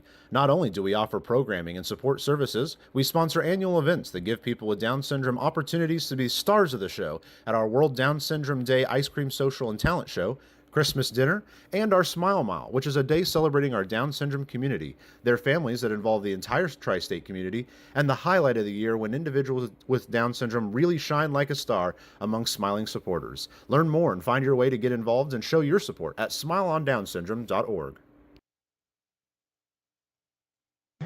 Otters call to the bullpen is Jackson Maloof. Maloof on the mound, behind the plate, Cohen Wilbanks. That pitcher and catcher battery is sponsored by The Answer Auto Repair East. Find your battery needs at The Answer Auto Repair East, located at 2319 North Green River Road, or call 812-475-9000. Maloof making his first appearance in the month of August.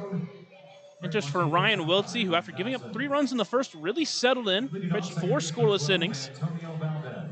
Now passes it off to Maloof. He'll try to keep this scoreless streak going and keep Evansville within striking position. They trail 3-1 here in the top of the 6th. First pitch swinging on the ground towards short, but Maloof snags it. Tossed to first in time, sets down Antonio Valdez for out number 1. You get a chance to read off the name of the switch-hitting Valdez. With 1 away, it'll be Braylon Marine. Shortstop, 14, Braylon Marine.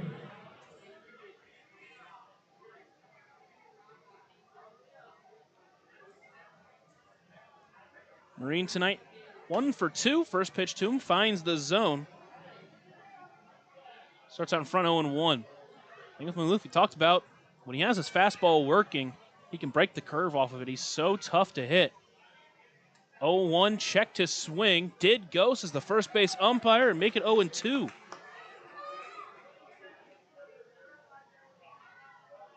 Maloof this season does have a 6.75 ERA. Last outing against Lake Erie went 3 innings, giving up 4 runs. Backdoor breaker stays high. Make it 1-2. Making his 7th appearance of the season in 10 2/3 innings. He struck out 9, walked 3.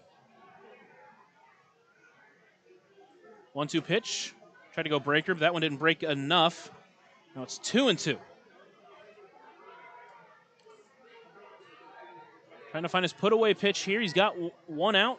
He's got Braylon Marine at 2-2, the team leader in average, Marine. Swung on and fouled off. Went fastball up and in. Count still 2-2.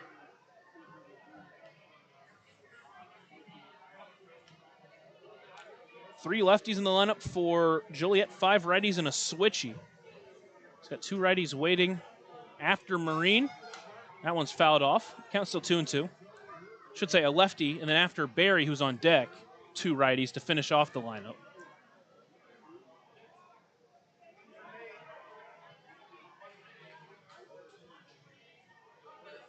Moof looks in, comes set, and delivers the 2-2. Breaker stays outside, count runs full. Been trying to get that backdoor breaker, but hasn't been able to get it to fit. Now with a full count, Marine will await. Here's the payoff pitch. That one hit well and deep into left. It's going to send Taylor back to the track, to the wall, and it is foul. Just left of the foul pole.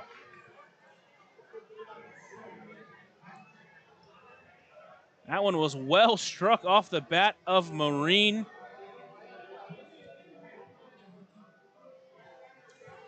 Just kept hooking and hooking and eventually hooked foul. And now Marine calls time.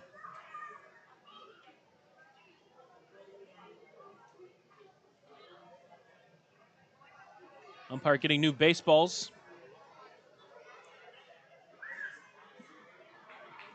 Turned on a inside corner breaker in the last pitch. Here's the next 3-2. That one misses outside, ball 4. So 1 out walk. We'll bring up Blake Berry.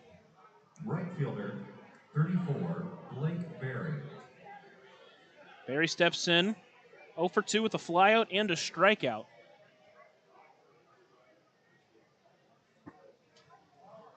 First pitch, fastball misses low. Make it 1-0. Wiltsey finishes his night, 5 innings, giving up 3 earned runs on 6 hits, 1 walk, 4 strikeouts. Here's the 1-0 pitch. No, throw over, and he's got him picked off. Throw to second, and that one's in time, and they get him. A beautiful pickoff move from Jackson Maloof, cuts down a runner, and there's 2 away. Saw this in the first series. The Otters had some pickoff moves there, and they were able to pick this Joliet team off. Now 2 away. Blake Berry steps in with a 1-0 count. Swings through that fastball. Lost his bat. Count 1-1 as now he goes get some more pine tar to stick himself.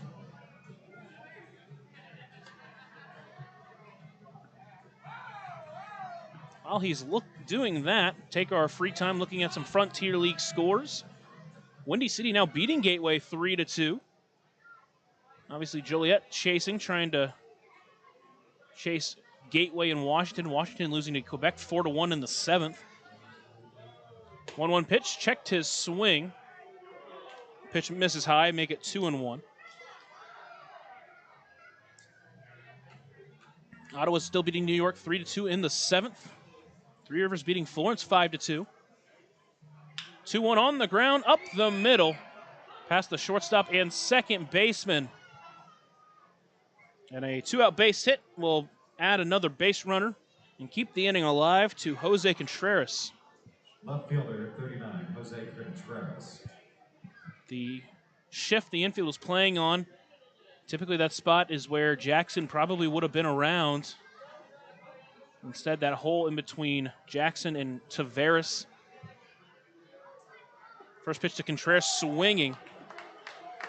That's the off speed. He's behind 0-1. Contreras, the guy at the plate, does not get cheated. Always gives hard swings. Again, a team that doesn't hit a ton of home runs. Contreras with 7 of them. Front door breaker.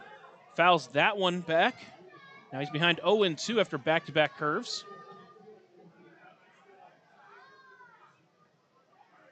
Contreras in his 47th game here for Joliet. Mentioned has 7 of their 31 home runs. 0-2 pitch.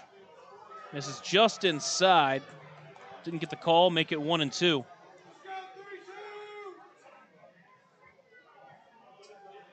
Maloof steps back on, looks in. Shakes once, now agrees and comes set. 1-2 pitch breaker, stays high, make it 2-2.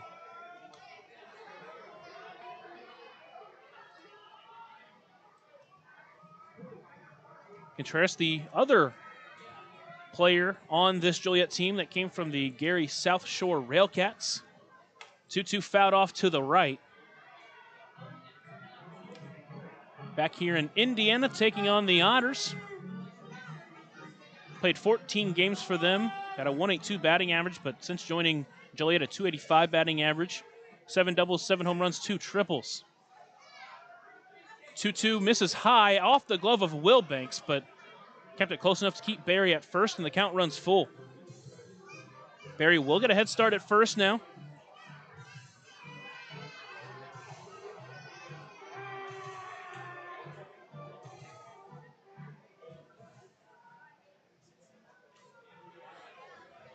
Maloof looks in, comes set, and delivers the payoff pitch. Swung on and missed for strike 3, and Contreras goes down swinging for the 3rd time tonight.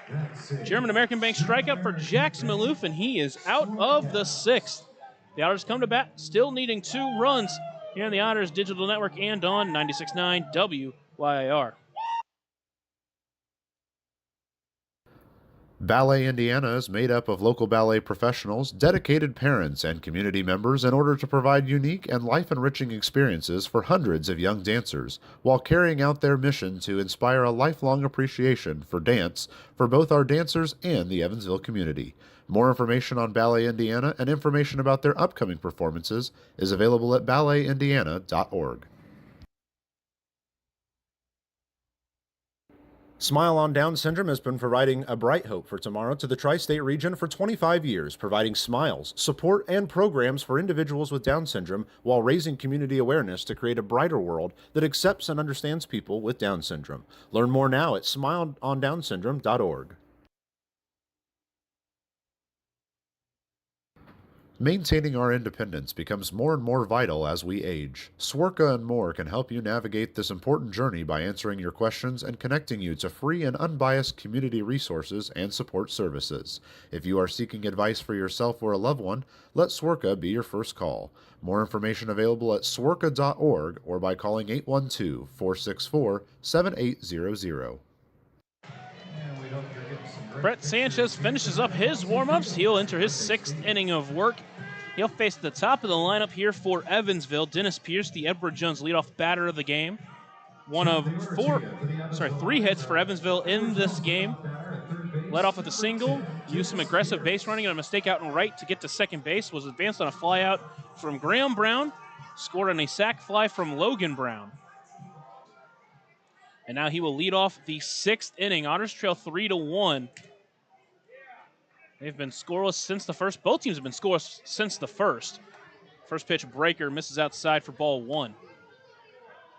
Sanchez on the mound is just working quickly. Pitch clock comes on, he delivers. Down on the ground towards short. Marine will take it in. Throw to first is high, but the tag will come down on Pierce, and there's one away.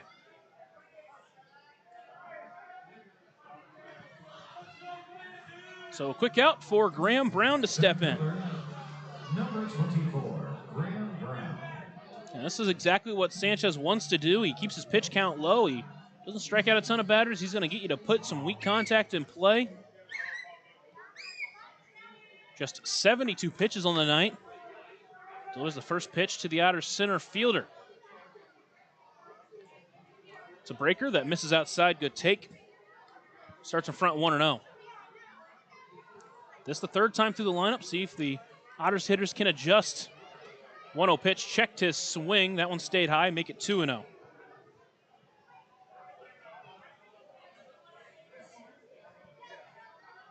Sanchez works quickly. The 2-0 pitch. Inside, make it 3-0. At this point, you take a base runner any way possible. A walk works. Here's the 3-0 delivery. That fastball just catches the outside corner, make it 3-1. Logan Brown awaiting on deck. Here's the 3-1 delivery. Inside, ball 4. A Deerhead Sidewalk Cafe and Bar. Sidewalk Cafe and Bar. And Graham Brown will get a 1-out base runner for Evansville. He'll get on in front of Logan Brown, who has a sac fly, the lone RBI in the night for Evansville, and a strikeout swinging. Brown, a guy who takes good at-bats, but he's always been an aggressive swinger. This is one of those guys that hopefully you can see him adjust here. First pitch inside. Went back foot breaker, and Jones behind 0-1.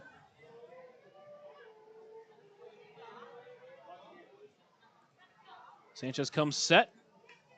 Delivers the 0-1 pitch. Now he holds, now he delivers. That one misses outside. No, called strike 2. It's close. Again, Gary Glover fooling me by taking a little bit extra time. Now here's the 0-2 pitch to the Otters' first baseman tonight. That one a soft looper into right. That one's going to get down in front of Blake Berry. Brown read it all the way. He'll head to third base. And now there are runners in the corners with just one away for Evansville. On a night like tonight, that's the kind of luck you don't mind. And again, here come the Otters. Seen it all road trip. They were not going down without fights. And here's a spot where you love to see that fight now. Tying run now at first base. The go-ahead run at the plate in the form of Keenan Taylor. Quickly, action going to get up in the Joliet bullpen as kind of a meeting on the mound. First time tonight that Evansville's really put any pressure on them. That run in the first inning came off one hit. The other two hits before this inning both came with 2 outs. But here for the first time tonight, they're stringing together some base runners.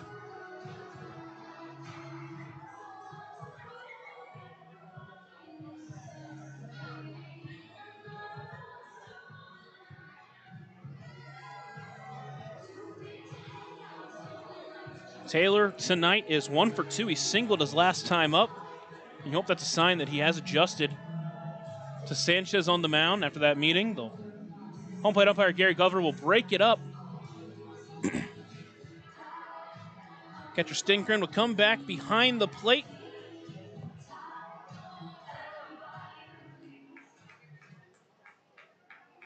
And Taylor, tied for the team lead in home runs with J.J. Cruz, will step in a big spot. First pitch to him. That one misses outside. Good stop by Stingren. Taylor out in front 1-0.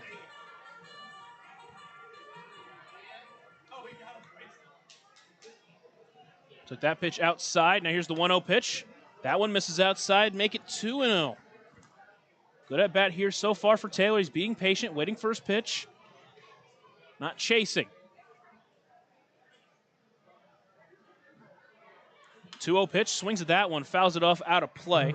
Up on overhead foul ball, brought to you by Heads Construction. Choose the best, never regret it. Count 2-1 now. Taylor's pushed his average back up to 290. Him and Graham Brown both with hot starts to the month of August. 2-1 pitch, soft looper. That one's going to bring MacArthur in. It's going to drop in front of him, and Graham Brown will score easily, and the Otters crawl back to within 1.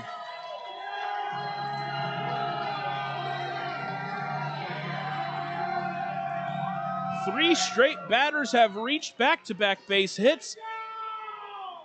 And Joliet won't wake. Mike Pinto going to come out and change his pitcher. We'll have a new pitcher on the mound, Stephen Paolini.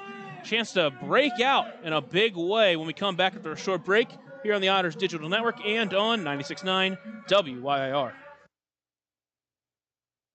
Smile on Down Syndrome is planning a Rockin' Extra Smile Mile celebrating 24 years of walks to support individuals rocking that extra 21st chromosome on Saturday, October 4th at the Vanderburgh County 4-H Fairgrounds. This event will rock your socks off with a vendor mall, food trucks, face painting, special guest appearances, a Rockin' Extra talent show, and more. To learn more about how to rock at the walk or how to become an event sponsor or even to make a donation, visit smileondownsyndrome.org or text 812-449-6049 for more information. This sponsored event is open to the entire tri-state community.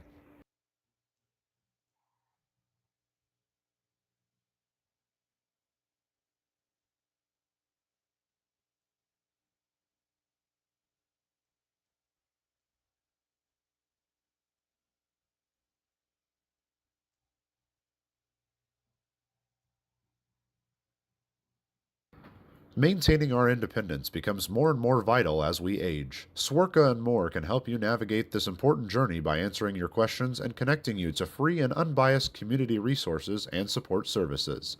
If you are seeking advice for yourself or a loved one, let Swerka be your first call. More information available at swerka.org or by calling 812-464-7800.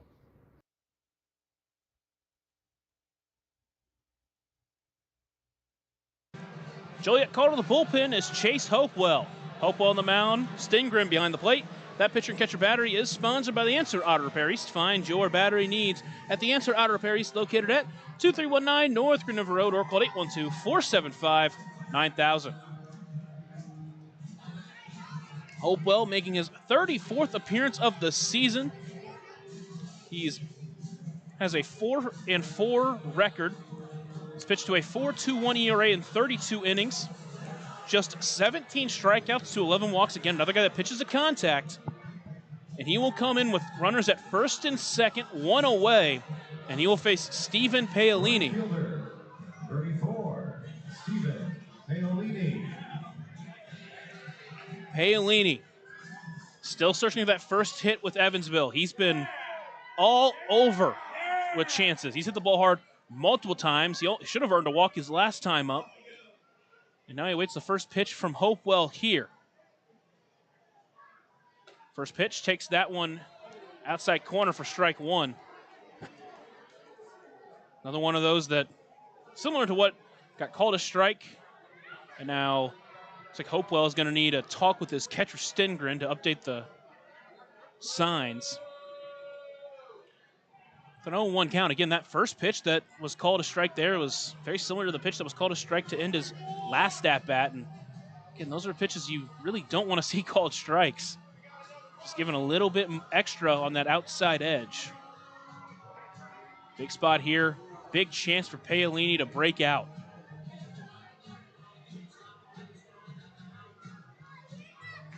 He has reached in each of his first two games. One was on a hit by pitch. The other one was on a walk. Hopewell, his last time out against Mississippi, went an inning, gave up 2 earned runs on 3 hits and 1 strikeout. Leans back in his stance on the mound. Delivers the 0-1 pitch. That one hit well deep into right. That one's back. That one's deep. That one's gone. Stephen Paolini, welcome to Evansville. A 3-run home run, and this game has been turned upside down.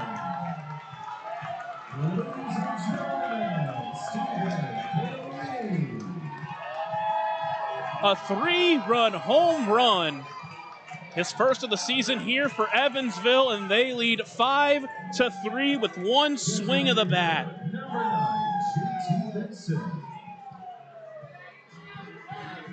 Been saying all week since he's been in the lineup.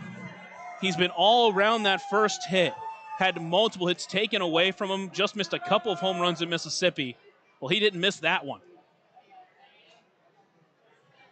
102 off the bat, 391 feet, and the first pitch to Benson is fouled off for strike one.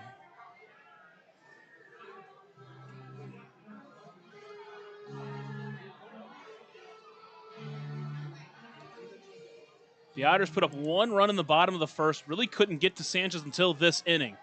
Hopewell comes onto the mound in the first batter he faces. It's a home run off of him. Benson steps up trying to follow that. 0-1 pitch. That's on a line towards right center over the head of Valdez. Benson will round first, take a big turn, but head back. Back-to-back hits off of the pitcher Hopewell, and there's a runner at first and 1 away.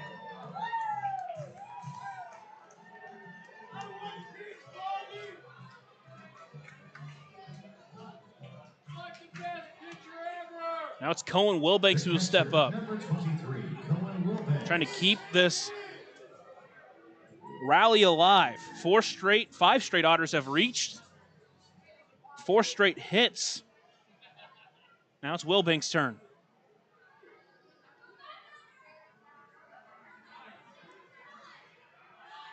First pitch, runner takes off, misses high. Benson dives in, he's safe.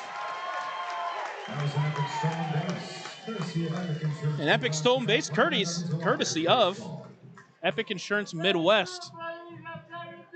Count 1-0. That pitch missed way high. Didn't give Stengren that much of a chance to get him. Wilbanks squared on a bunt but pulled it back. We'll see if it probably won't be the same play here unless he wants to try to bunt for a hit.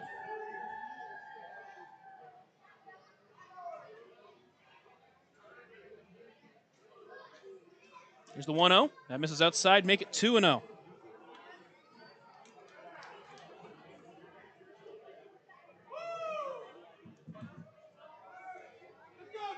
Again, just another game where Evansville just won't go away. They fight from behind. They do it here. Now they lead.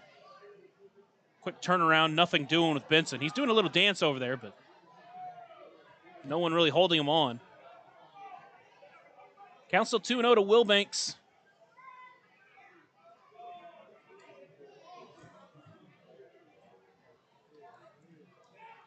Two-0 pitch misses wide, make it 3-0.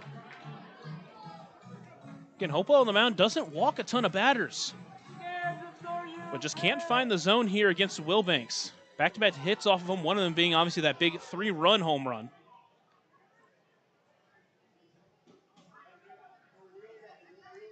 3-0 pitch, Benson takes off, that pitch misses. Benson will take the stolen base without a throw, and Wilbanks will take the Deerhead Sidewalk Cafe and Bar down to first. Now runs to the corners, just one away. Joliet does have some action, but obviously they're wanting more from Hopewell here. It's Daryl Jackson now.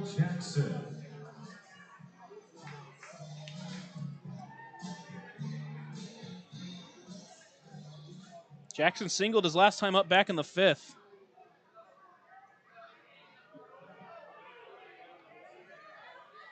First pitch to him, finds the zone. So back in the count after 4 straight pitches that missed for Hopewell.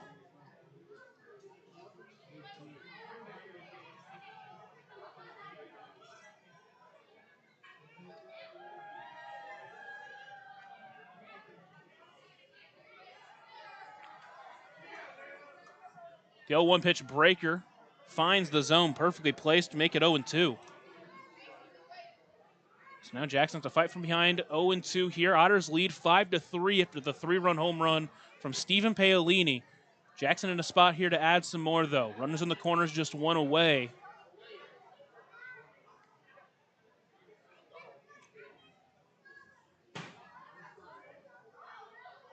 Oh-2 pitch, swings at that one, gets past. Benson coming home to the plate, he will score. So the Otters add another run on a wild pitch. Jackson does go down swinging, but the Otters get another run on the wild pitch, and there's 2 away and another runner in scoring position as Wilbanks took second. Crix Taveras up to the plate now. Otters lead 6-3.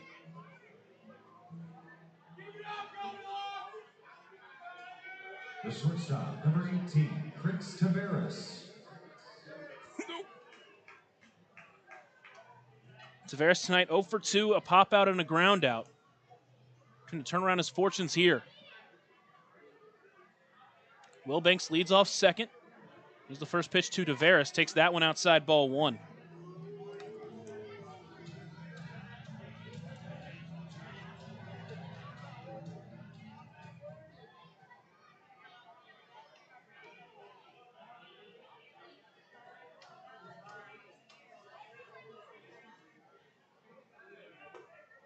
One-0 pitch.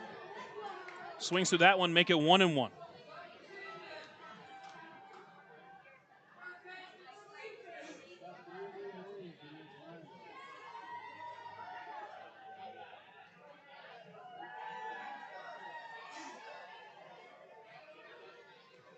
Count 1-1 to Taveras. Here's the pitch in. Swings through that off speed. Taveras behind 1-2 now as he calls time.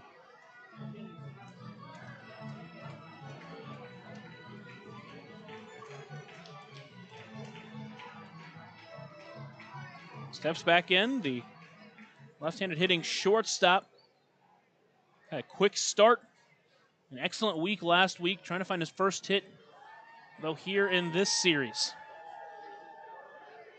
Hopewell sets, looks back at second, delivers the 1-2 pitch.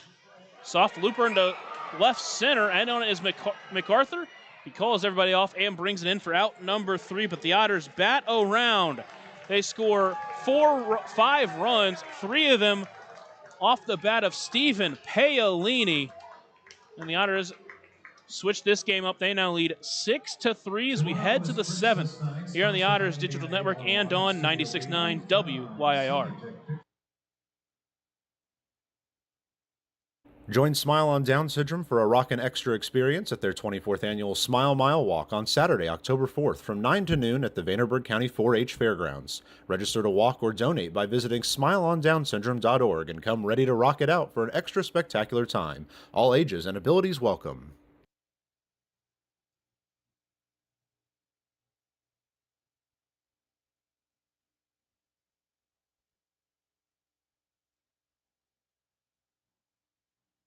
Right now in Vanderburgh County, over 800 children are in the child welfare system waiting for someone to be their voice, and you could be that voice by becoming a court-appointed special advocate, a CASA volunteer. Donating just a few hours a month of your time can change a child's life forever. Vanderburgh County CASA invites you to join them. Stand up, speak out, be for the child, be a CASA. For more information, visit vandcasa.com. That's VANDCASA.com. Smile on Down Syndrome is celebrating 25 years of serving smiles to the Tri-States Down Syndrome community.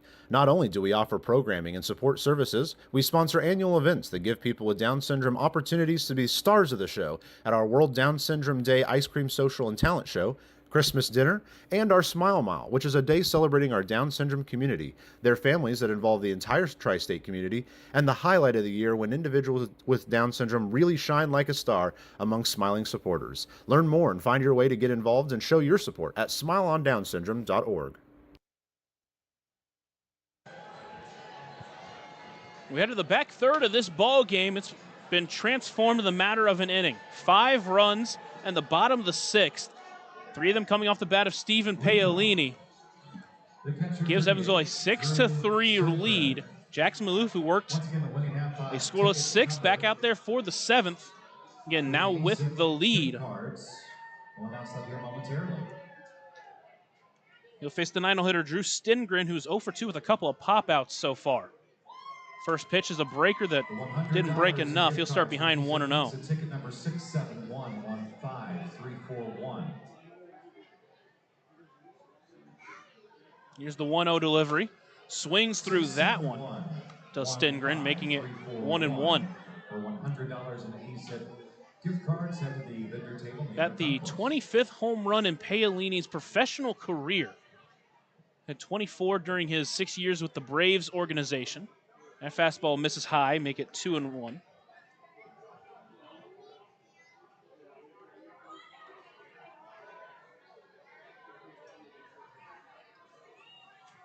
Here's the 2-1 delivery. That one misses up and wide, make it 3-1. Maloof on the mound. His first year of professional baseball after spending his 4 years of college ball with the College of New Jersey. That one finds the zone, fills up the count. Senior season, he was excellent. A 1.52 ERA in 13 appearances, 11 of those were starts. In 88 and 2/3 innings, he struck out 76, just walked 16. Backdoor breaker called, no. Gary Glover didn't say it was strike 3. It looked like Stengren thought it was strike 3, but instead it's ball 4. And a leadoff walk for Joliet here in the 7th. 28, Liam MacArthur. Now the top of the lineup will step up. Liam MacArthur. Pierce playing in, expecting a potential bunt. First pitch breaker misses low. Start behind 1-0. Just obviously a tough call to work around. Delivered a beauty of a pitch, just didn't get the call. 1-0 fastball finds the zone, top edge. Make it 1-1. MacArthur tonight, 2 for 3, a single, a double. Flew out to left field his second time up. Over to first base. They got him picked off again. Nope, they're going to call a balk.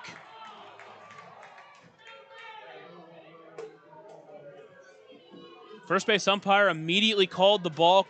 No hesitation in his voice, and here comes McCauley. Obviously, it's tough to tell from up here because you're looking directly on, so you can't tell if he made too much of a motion to home. But that is a tough call. Maloof is obviously upset with that call. McCauley upset with that call.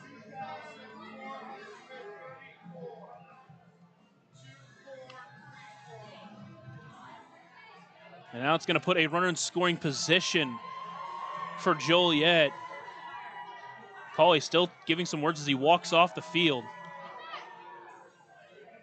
And obviously, it's just tough because you look back at the pitch before, or the batter before, I should say, was stinking up at the plate. Delivered a beauty of a pitch, got called for ball 4. Then a beauty of a pickoff move potentially there. Again, I can't make that call from up here. Next pitch misses high, make it 2-1. And then that one gets called a balk. So twice, potentially, chance to get that batter out, but instead he's at second base with no one out. Here's the 2-1 delivery. Swings through that one, fouls it up and overhead. Overhead foul ball brought to you by Heads Construction. Choose the best, never regret it. Got to work around it, though. No changing the outcome. Maloof steps back onto the rubber, now steps off as time called as the ball gets away from the Otters bullpen. Gunnar Dennis, the one out there warming up.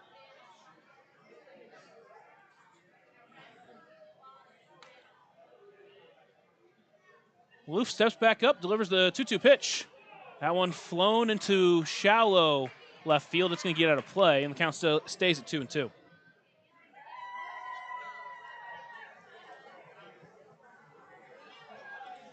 The Otters with 6 runs on 7 hits and an error. Joliet with 3 runs on 7 hits and an error. Wiltsey worked around some traffic, but he did well with it, stranding multiple runners in multiple innings. That one on the ground towards third. Pierce digs it, throw to first in time. Stengren will advance to third, but they do get the easy out, and there's one away. Definitely one of those plays that maybe you think about holding it and getting that lead runner, but in this case, you're up by 3. No reason to mess around.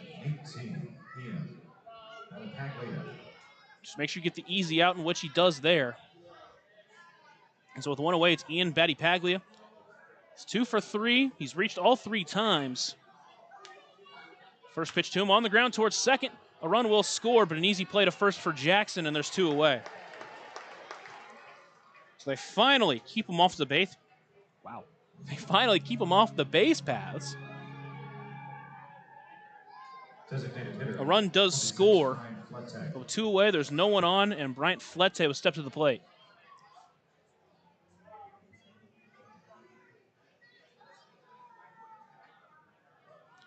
All things being considered, a really bad luck run for Maloof.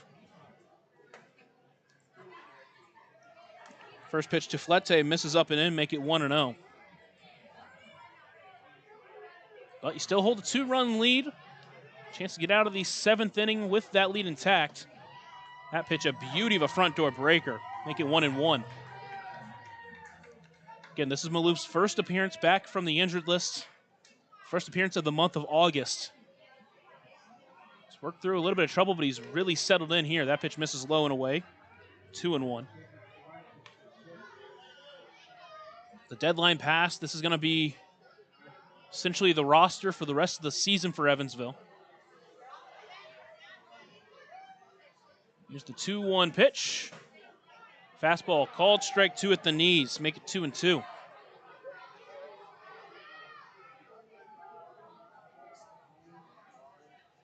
Maloof, a very young pitcher, just 22 years of age. Newly 22, too. Turned 22 on July 17th. Speaking of 22, here's the 2-2 pitch. Inside, did it hit him or hit the bat? I think it hit him. And now here comes Andy McCauley again. He thought for sure it hit the bat. And now there's going to have a conference between the umpires because it's really tough to tell. It was kind of up around. Flette kind of looked like he thought it hit the bat. Not really sure. Flette's still looking over toward the Otters dugout. Not sure what about.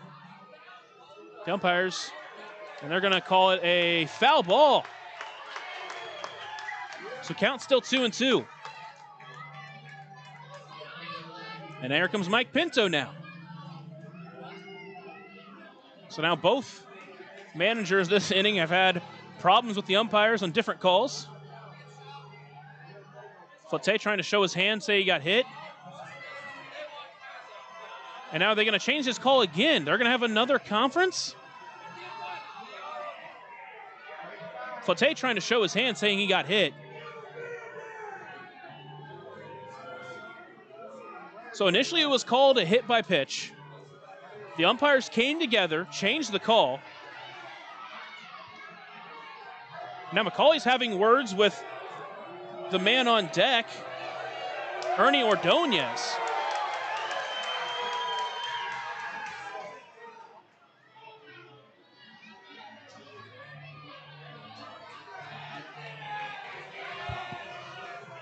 So words between the manager, Andy McCauley, and the man on deck, Ernie Ordonez. Are they calling it a hit by pitch or a foul ball? I'm still not sure.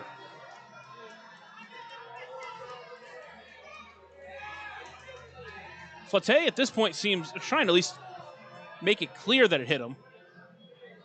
The entire Otters defense now in on the infield. He's going to have the trainer come look at it.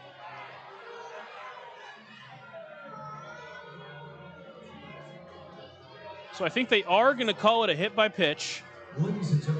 And there's going to be a pinch runner for Flotte. And Chris Davis is going to step into a pinch run for Flotte. So an interesting turn of events here.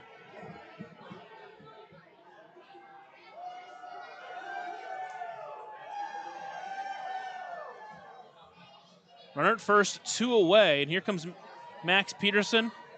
After that long ordeal, he's going to go to his bullpen. It'll be Gunnar Dennis to finish off the 7th inning after a short break here on the Otters Digital Network and on 96.9 WYIR. Ballet Indiana is made up of local ballet professionals, dedicated parents, and community members in order to provide unique and life-enriching experiences for hundreds of young dancers, while carrying out their mission to inspire a lifelong appreciation for dance for both our dancers and the Evansville community. More information on Ballet Indiana and information about their upcoming performances is available at balletindiana.org. Smile on Down Syndrome has been providing a bright hope for tomorrow to the tri-state region for 25 years, providing smiles, support, and programs for individuals with Down syndrome while raising community awareness to create a brighter world that accepts and understands people with Down syndrome. Learn more now at smileondownsyndrome.org. Smile on Down Syndrome is planning a Rockin' Extra Smile Mile celebrating 24 years of walks to support individuals rocking that extra 21st chromosome on Saturday, October 4th at the Vanderburgh County 4-H Fairgrounds. This event will rock your socks off with a vendor mall, food trucks, face painting, special guest appearances, a Rockin' Extra talent show, and more. To learn more about how to rock at the walk or how to become an event sponsor or even to make a donation, visit smileondownsyndrome.org or text 812-449-6049 for more information. This sponsored event is open to the entire tri-state community. Maintaining our independence becomes more and more vital as we age. Swerka and More can help you navigate this important journey by answering your questions and connecting you to free and unbiased community resources and support services. If you are seeking advice for yourself or a loved one, let Swerka be your first call. More information available at swerka.org or by calling 812-464-7800.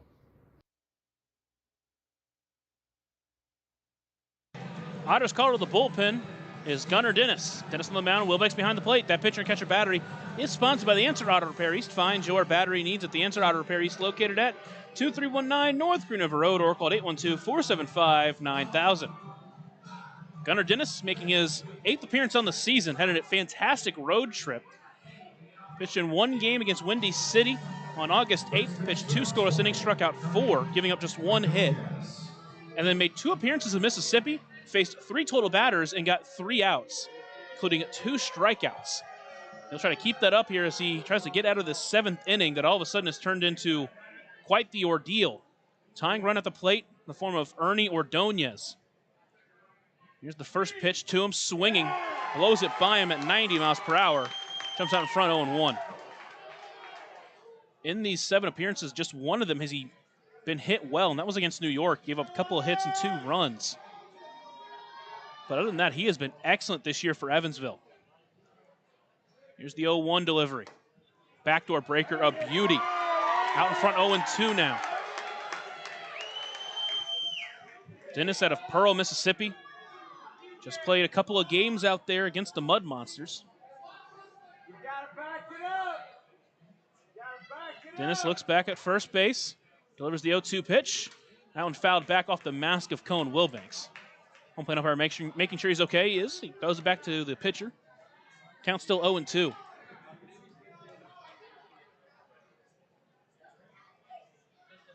Dennis looks ready on the mound, looks in, comes set.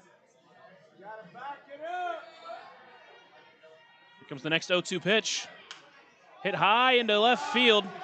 That one's not going to leave the infield, though. Dennis Pierce going to find his way under it. He's going to bring it in for out number 3. So a long inning. Joliet does get a run. They still trail by 2 as it's time to stretch here at the ballpark. I'll give you the singer here at the ballpark, Ron Rhodes, as we go through the 7th inning stretch. It's going to be cooler. You come on out to the Otters game. I will say this, though. Big shout out to Habitat for Humanity of Evansville, the best organization of habitats across the country. We got a lot of good ones. I love Habitat for Humanity. All right, guys.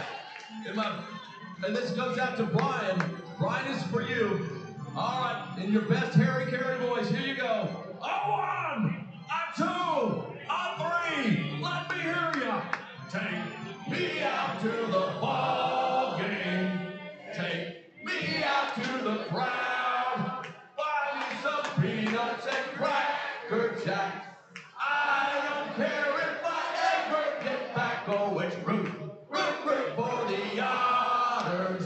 If they don't win, it's a shame, but they will. It's 1, 2, 3 strikes are out at the old ball game.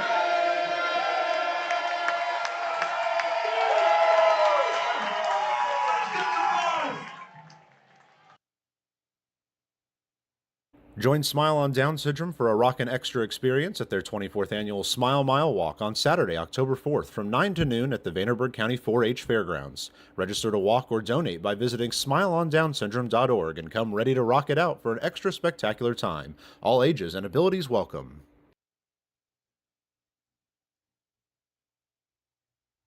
Right now in Vanderburgh County, over 800 children are in the child welfare system waiting for someone to be their voice, and you could be that voice by becoming a court-appointed special advocate, a CASA volunteer. Donating just a few hours a month of your time can change a child's life forever. Vanderburgh County CASA invites you to join them. Stand up, speak out, be for the child, be a CASA. For more information, visit vandcasa.com. That's VANDCASA.com. New pitcher on the mound for Joliet, Andrew Guardino. Guardino on the mound. Stingren behind the plate. That pitcher and catcher battery is sponsored by the Answer Auto Repair East. Find your battery needs at the Answer Auto Repair East, located at 2319 North Green River Road, or call 812-475-9000. So after the Otters put up 5 in the bottom of the 6th, Joliet does put up a run in the 7th. The Otters batted around in the 6th. Pierce led off the 6th inning with a ground out. He'll start off the 7th inning, first pitch. Finds the zone top corner. Starts behind 0-1. That pitch at 95 miles an hour for Andrew Guardino. Guardino finished up his college career at Abilene Christian this season. The 0-1 pitch misses high. Tried to pull down the breaker, but stayed high. Make it 1-1. Played 2 seasons with the Tennessee Tech Golden Eagles before joining the Abilene Christian Wildcats. 1-1 pitch, foul tipped. Make it 1-2. That one went off the right hand of Stingren, as now he's walking around behind the batter's circle. Made 12 appearances for the Wildcats, pitched in 16 2/3 innings. Pitched to a 6.48 ERA, struck out 20, walked 8. Spent some time with the Santa Barbara Foresters of the California Collegiate League before joining the Slammers here. This is his first professional appearance. 1-2 pitch, fastball taken high. Make it 2-2. That one up at 97. Clearly got an arm on him. Question becomes, can he control it? Winds and delivers the 2-2 pitch. Pulled the string and got Pierce swinging out in front of it. First professional career strikeout for Guardino, and there's one away. Center fielder, number 24, Graham Brown. They throw that baseball in to save it for him, and with one away, it's Graham Brown. Really got that 6th inning started. He reached on a walk, and after that, there were 4 straight hits, 5 straight base runners. Here's the first pitch to Brown. Fastball called strike. Down around the knees. He'll start behind 0-1.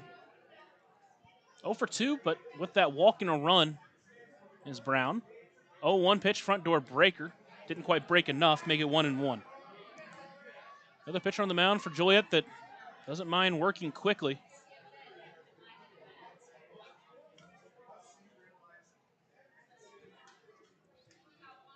One pitch, fastball misses high. Make it 2-1. So far, he's shown some good stuff. He did a really good job at getting Pierce on that off speed, but struggling to find the zone consistently.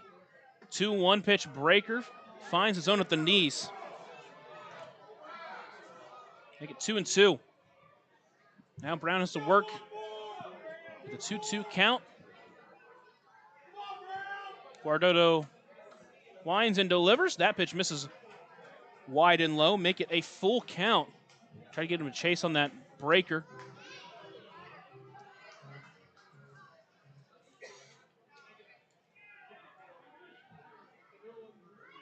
Time called by Brown. Guardino stands at 6'4" on the mound.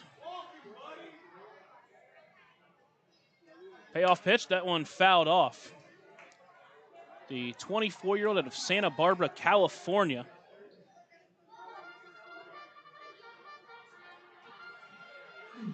Getting his professional debut here at Bosse Field, of all places.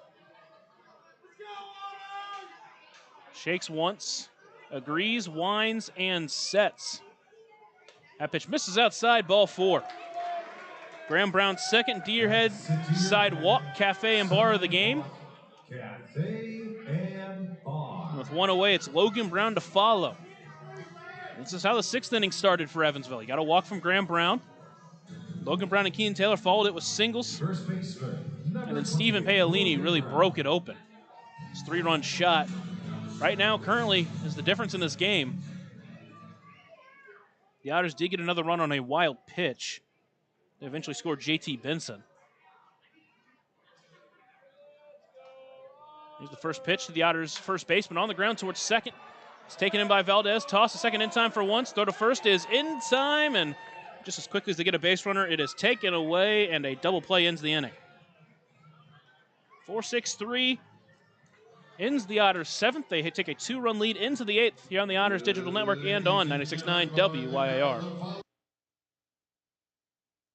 Smile on Down Syndrome is celebrating 25 years of serving smiles to the Tri-States Down Syndrome community. Not only do we offer programming and support services, we sponsor annual events that give people with Down Syndrome opportunities to be stars of the show at our World Down Syndrome Day Ice Cream Social and Talent Show, Christmas dinner, and our Smile Mile, which is a day celebrating our Down syndrome community, their families that involve the entire tri-state community, and the highlight of the year when individuals with Down syndrome really shine like a star among smiling supporters. Learn more and find your way to get involved and show your support at smileondownsyndrome.org. Ballet Indiana is made up of local ballet professionals, dedicated parents, and community members in order to provide unique and life-enriching experiences for hundreds of young dancers, while carrying out their mission to inspire a lifelong appreciation for dance for both our dancers and the Evansville community.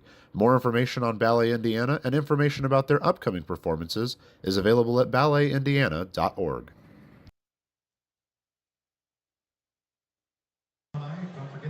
Into the final 2 frames here at Bosse Field. Otters lead 6-4. Gunnar Dennis out there for another inning of work after getting the last out of the 7th. faced Ernie Ordonez, got him to pop out. He'll face the switch-hitting Antonio Valdez, Braylon Marine, and then the lefty Blake Berry, assuming he goes through the 8th. We'll see the Otters plan here for closer. Garrett Crowley's worked 2 straight 9th innings. Obviously, they might use him for the third straight night here, but still yet to be seen. Second baseman, 12, Antonio Valdez. Valdez will start off this inning.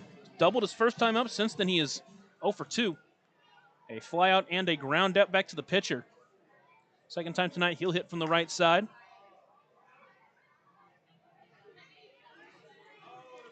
Here's the first pitch to him. Squares on a bunt. Tries to put it down, but doesn't come up with anything. Starts behind 0-1.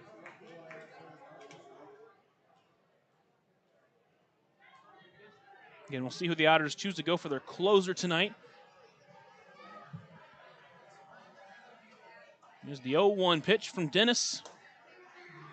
Takes that one on the outside edge. Make it 0-2 now.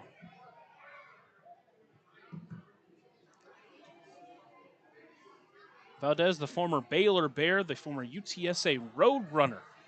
His second year as a Slammer. The 0-2 pitch, fastball taken high. Make it 1-2.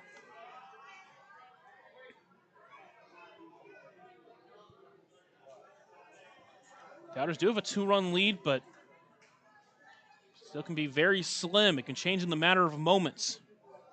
That one fouled back. We'll do it again. Saw just that in the 6th inning.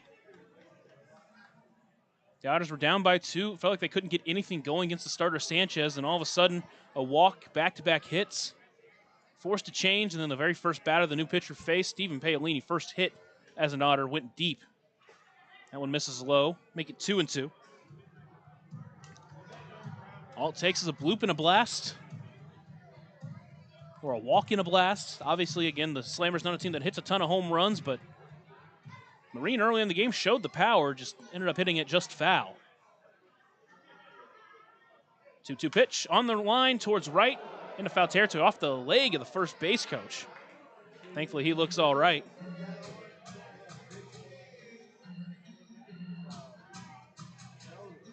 Count still 2-2. This game was flying by before that bottom of the 6th inning. Slowed down a lot since then. 2-2 pitch. Again, that one lined into right foul. Look out, Josh. You've already been hit once with a foul ball.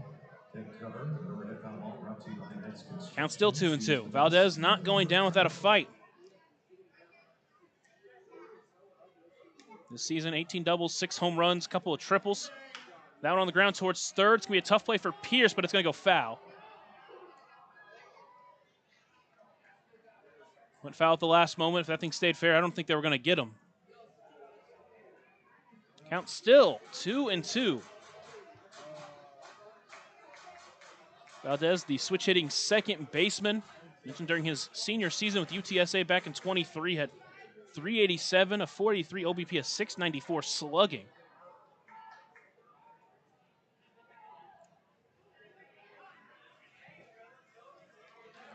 He's played 80 games for Joliet last season. He's played 81 this season.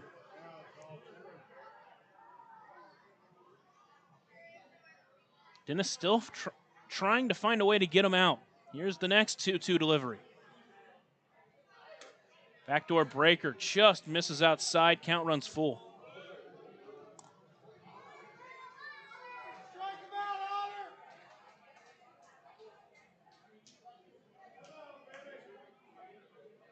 Pitch number 10 of the at-bat. On a line up the middle. That's going to get through for a base hit. So a 10-pitch battle goes the way of Valdez, and a leadoff base runner will put the tying run on base for Joliet. Braylon Marine. Stands in the form of Braylon Marine. Marine 1 for 2. A double scored on the, a single back in the first. Scored 2 at that. Flew out to right field his second time up and then walked his last time up, but was caught stealing on a pickoff attempt. First pitch backdoor breaker, called strike 1.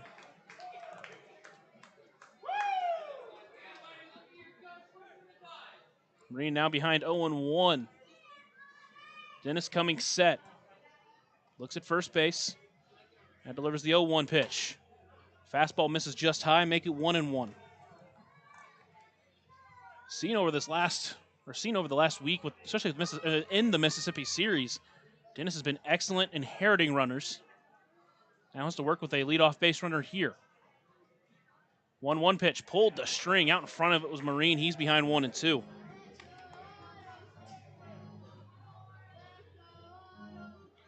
Marine and Batty Paglia were the infield starters on the left side for the Midwest Conference. Runner takes off. Pitch is fouled off of Cohen Wilbanks. Now he's going to take some time as that one was directly back.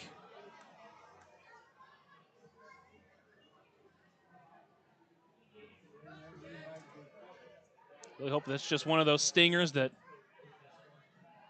don't cause any serious damage, because he's been excellent at the plate this year.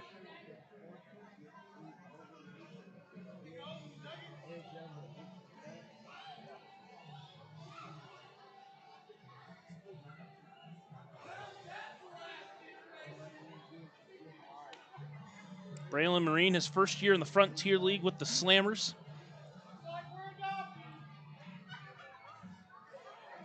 Played this 2024 season with YOLO, the Pioneer League, where he hit .383, .445 with 9 home runs and 21 doubles. This season with Joliet, he's been excellent, a .315 batting average.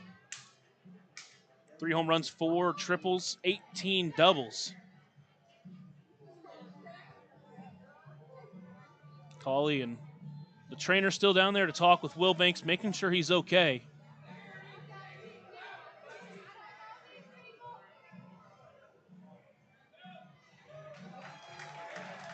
Wilbanks will step back behind the plate.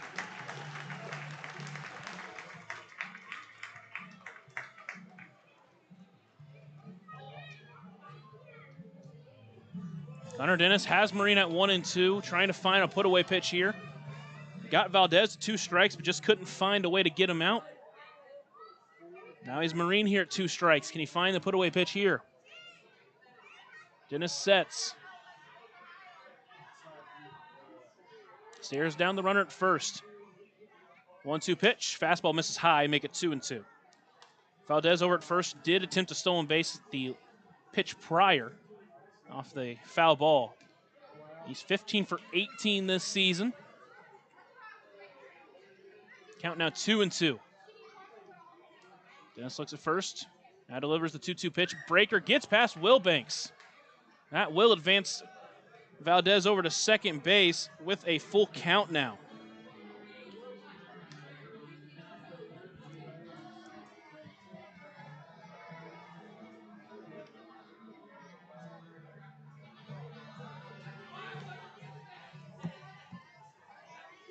The Otters bullpen, someone up and warm. Here's the payoff pitch. Fastball fouled back. Marine just stays alive once again. So far in this inning, Dennis has been around the zone. He's pitched well for most of it, but man, Valdez, now Marine, they just will not go down easily. It's a 10 pitch at bat for Valdez. That's the 8th pitch of the at bat against Braylon Marine. On the ground towards second, runner will advance. Jackson will take it, throw to first in time. They do get an out here, but it puts a runner at third with just 1 away, as it will be Blake Berry up next. Right fielder, 34, Blake Berry. They will allow the lefty-lefty matchup here. Berry tonight, 1 for 3 with a single his last time up.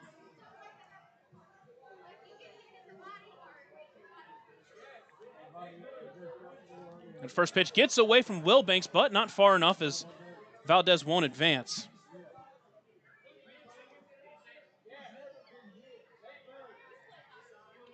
Counts 1-0. Infield playing him a pretty heavy shift. Crix Tavares basically just behind second base. Jackson a heavy shift over towards the right side of second base, and Logan Brown basically on the first base line. Down hit well into right, forcing Paolini to come in. He's going to catch it for out number 2. They're going to test his arm. Throw's going to come into plate. It's going to gun him, but it's up the line. So another sac fly in the game. Joliet comes to within 1 now. Fielder, 39, Jose Contreras. Paolini shown to have a really good arm out and right, but fortunately just a little bit up the line, and with 2 away, no one on now, it's Jose Contreras. Otters now lead 6-5 here in the top of the 8th. Here's the first pitch to Contreras. Fouls that one back. He'll start behind 0-1.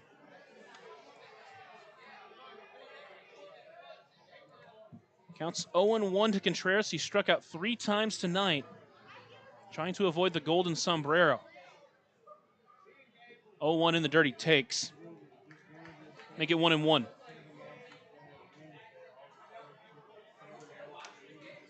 Valdez is up and warm in the Otters bullpen. See if they're going to use him in the 9th, or if they're preparing him to potentially bring him in the 8th. 1-1 pitch, pulled the string on him. He's out in front. Now he's behind 1-2.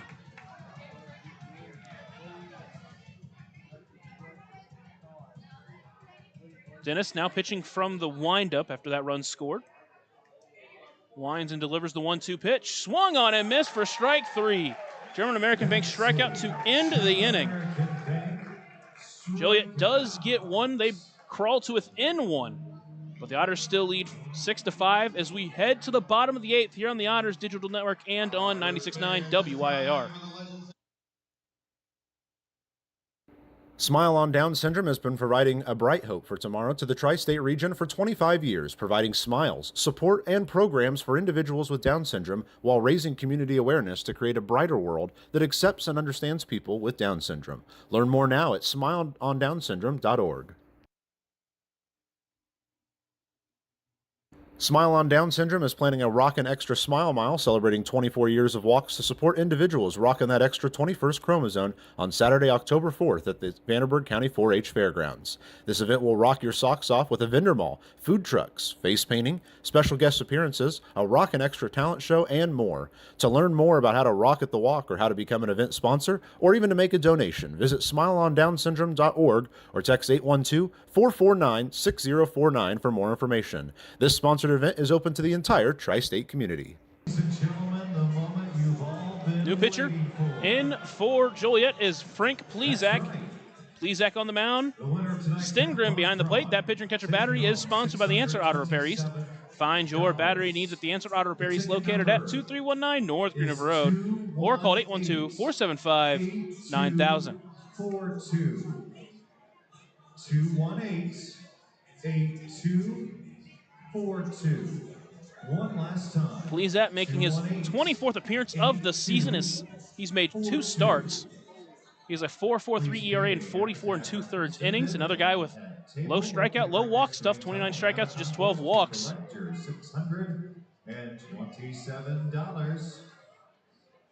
Don't forget to report that. It's been good so far in the month of August. He's pitched an inning and 2/3. He's given up an unearned run, earned a loss, but hasn't given up a hit during that time. He's given up a couple of walks, struck out 2. This will be his 4th appearance of the month of August. And he'll face Keenan Taylor here to lead off the 8th inning. Otters trying to add some insurance runs. First pitch finds the zone. Taylor start behind 0-1. Stengren behind the plate. It's powered by the Answer Auto Repair East. Find your battery needs at the Answer Auto Repair East, 2319 North Green River. Taylor, a couple of singles in this ball game, is coming off his 4-hit game, gets a 2-hit game here. Now, conversation between the catcher and the pitcher, making sure they're on the same page.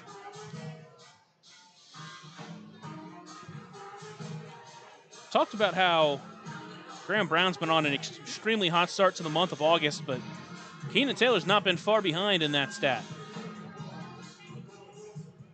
So far hitting .277, has 3 home runs, a .532 slugging in that time. He's added 2 more hits tonight. Here's the 0-1 pitch. That one lifted into center. MacArthur doesn't have to move much, and he's able to bring it in for out number 1. So with one away, it'll bring up Steven Paolini. His 3-run shot right now looms large. At that point, made the game 5-3. The Otters added one more after JT Benson came around and scored.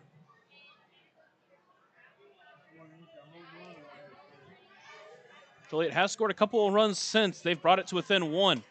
First pitch to Paolini, misses high for ball one. Talked about it all week in Mississippi. He was flirting around hits. Had multiple hits that came off the bat sharply. Got robbed of a walk earlier. He made Joliet pay with one swing. That pitch misses low, make it 2-0. Took an 0-1 pitch, 391 feet out to right.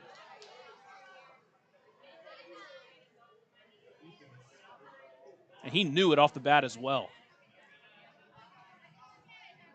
Here's the 2-0 pitch. Out on the ground towards first. It'll be Ordonez in to bring it in for out number 2. A couple of quick outs. It'll be up to JT Benson. Talked about, obviously, the Paolini home run looming large, but Benson's single had 2 stolen bases. And then scoring on a wild pitch, that is also what looms large. That has given, that right now currently stands as the difference. First pitch breaker, misses outside for ball 1.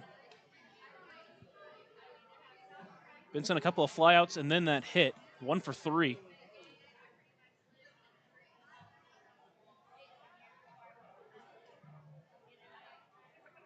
Here's the 1-0 delivery. That one hit well and deep into left. That's going to send Contreras over. It's going to drop and get him to the wall. Benson rounding first. He's heading for second. Throw's going to come in not nearly in time, and a Deerhead double-decker double. JT Benson's second hit of the game. With one swing of the bat, there's a runner in scoring position for Cohen Wilbanks.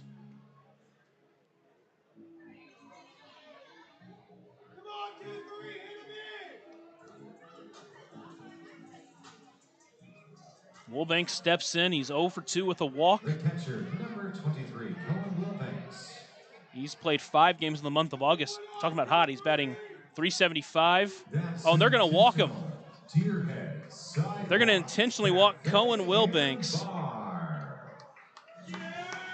And now their runners at first and second with 2 outs. And they're going to pull back Daryl Jackson and hit J.J. Cruz.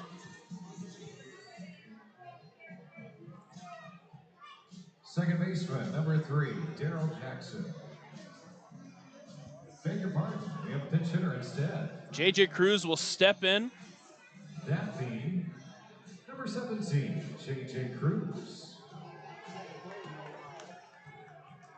His first at-bat of the game.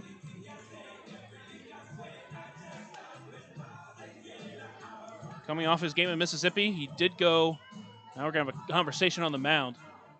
Did go 0 for 5, but had a sac fly.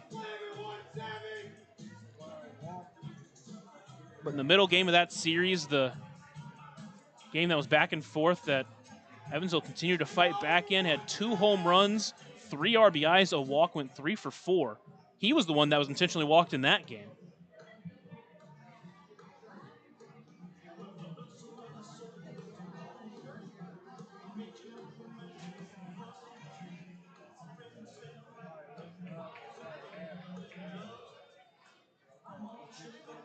Now the home plate umpire, Gary Glover, coming in to disperse the meeting on the mound. So they'll try to find their attack plan here against J.J. Cruz.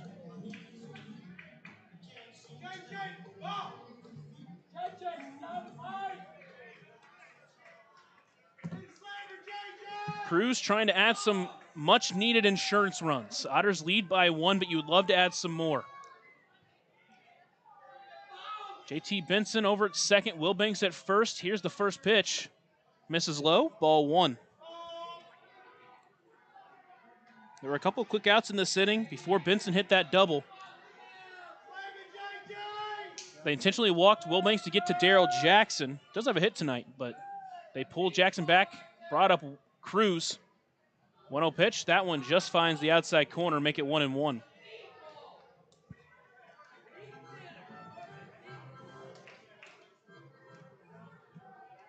Plezak trying to work a clean inning and keep this game within 1. Here's the 1-1 pitch. Swings at that one, pulled the string on him. Make it 1-2 now.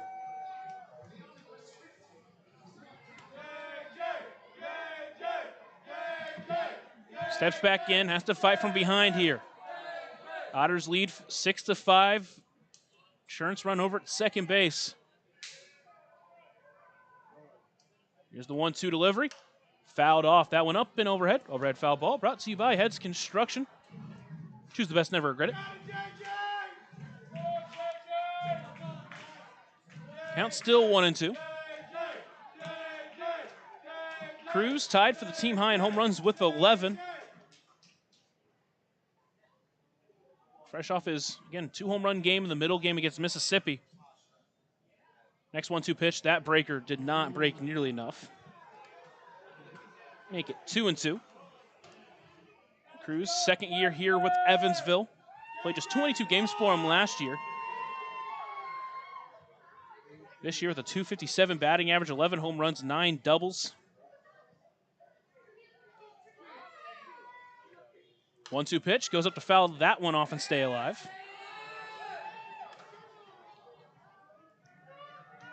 Played his final 2 years of college baseball with Hope International of the NAIA, where he racked up a .426 batting average and 17 home runs in his senior season.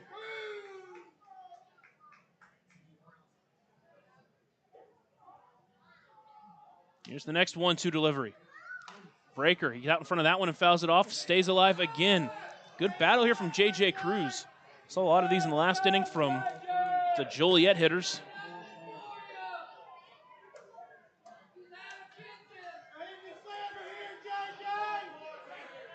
This pitch number 8 of the at-bat to J.J. Cruz.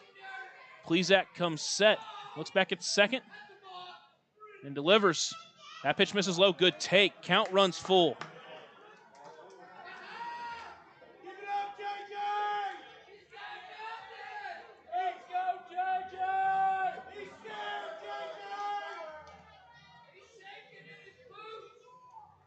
Cruz steps back into the left-handed batter's box. Plezak steps back onto the rubber. Runners will get a head start. Plezak looks back at second. Delivers the payoff pitch. That one misses outside, ball 4.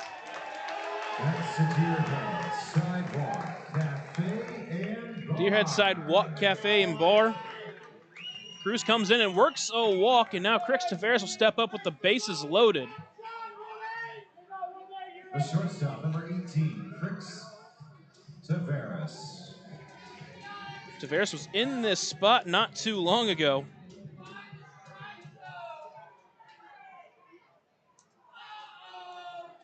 Stepped in with the bases loaded and 2 out. Hit a 3 RBI double. And that one's hit pretty well into left. It's going to send Contreras over towards the line. That one's still going, but it's going to land just foul. A couple feet away from scoring at least 2, if not more, off the bat of Tavares there. He'll start behind 0-1.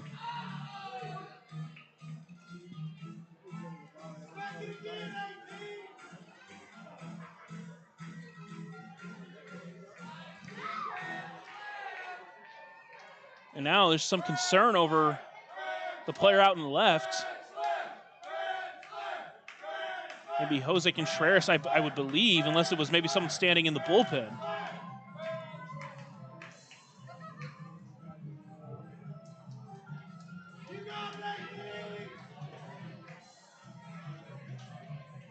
So the Joliet trainer now out to go view, I believe it's Contreras. Obviously, it's really hard to tell from out here, but view Contreras and make sure he's all right. Here's some Major League Baseball scores for you. Final from earlier today. The Pirates beat the Cubs 3-2. Cincinnati had an 8-1 lead on the Milwaukee Brewers. And then they lost 10-8. Milwaukee has won 13 consecutive. Take a look at the Frontier League scores while we have some time. And the Yankees. Quebec does beat Washington 6-1 in that series opener. Windy City up on Gateway 4-3 late. Florence has come back against Three Rivers 8-6. talking about Evansville currently 6 games back behind Florence, and obviously it's for pride more than anything, but it'd be cool if the Otters could try to chase them down before the end of the season.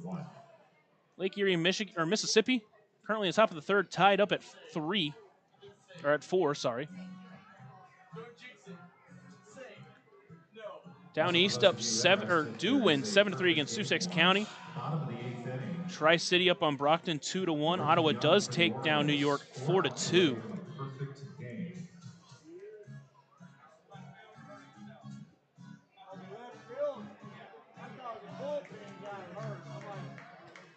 So I think what they're going to do here.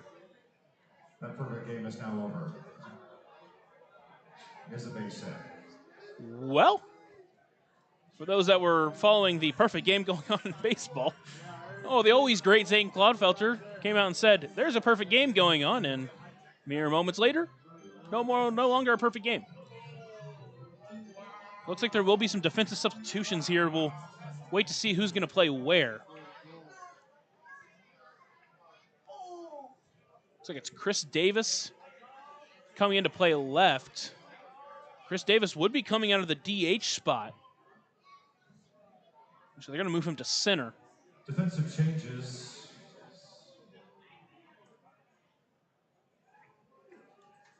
For Joliet. And then Eric Ordonez will stay at first. So it is Chris Davis out in center.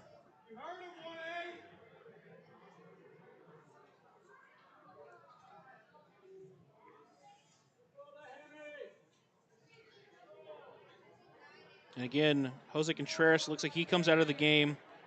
And that pitcher spot will move into the 8-hole, but that was the final batter of that inning. So barring them hitting around, that position won't come up in the lineup. Now Chris Tavares will step back up. Counts 0-1, bases still loaded. MacArthur moves over to left. Davis out in right, or out in center now. Next pitch, that one's fouled up and overhead foul ball. Brought to you by Heads Construction. Choose the best, never regret it. Count 0-2 to Tavares. So fight from behind.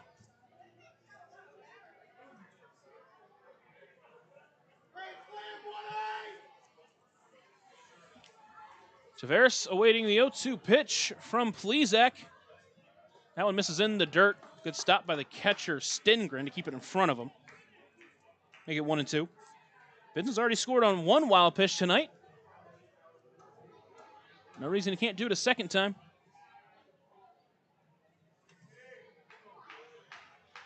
Florence and Three Rivers has become official. 8-6 Florence wins. Evansville needs a win to stay in line with Florence. 1-2 pitch misses outside. Make it 2-2. Good battle here from Tavares.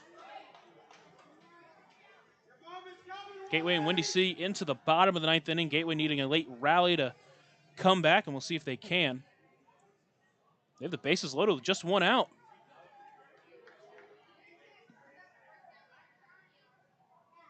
Here's the 2-2 pitch. Breaker swung on and missed for strike 3. Tavares goes down swinging, leaving the bases loaded. We head to the 9th inning. Otters lead by 1. Here on the Otters Digital Network and on 96.9 WYIR.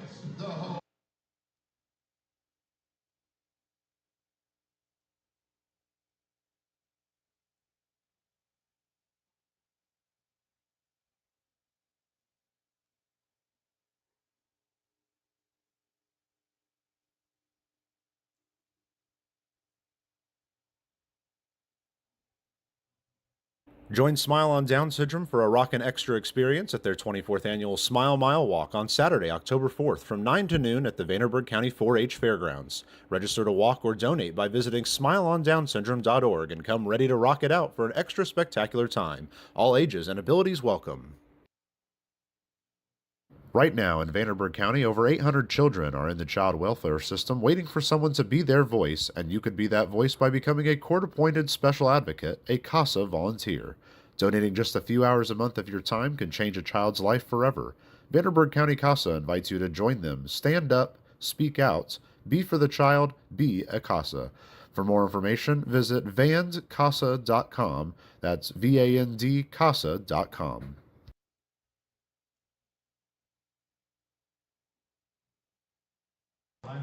Otters call to the bullpen. Alex Valdez enters the game for the save. Valdez on the mound. Wilbanks behind the plate. That pitcher and catcher battery is sponsored by the Answer Auto Repair East. Find your battery needs at the Answer Auto Repair East, located at 2319 North Green River Road, or call 812-475-9000.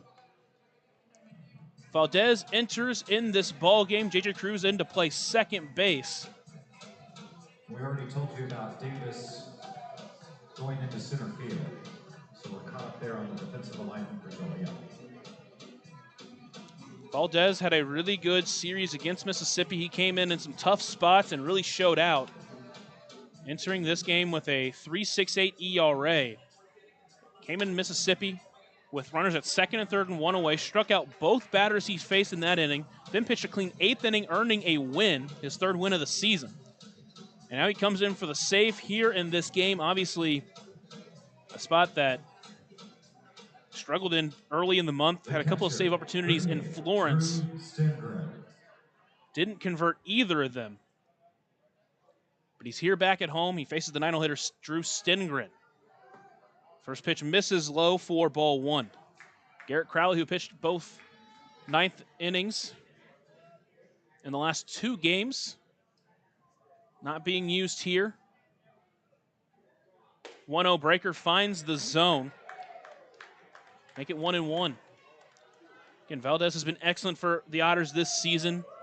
Had a little bit of a rough patch, but he seems to have found his stuff again as that one just misses inside. Make it 2-1.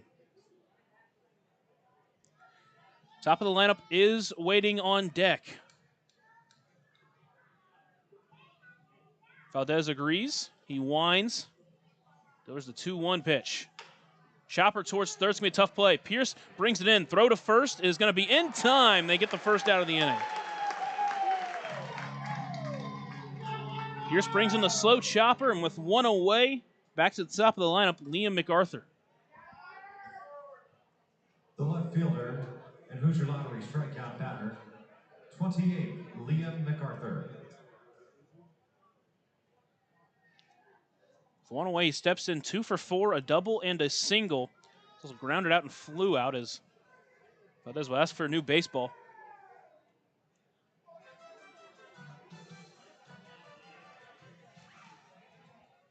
First pitch misses low. So he'll start behind 1-0 in this count. When Valdez is on, he's working quickly and he's working in a rhythm. Here's the 1-0 pitch. That one misses low, make it 2-0.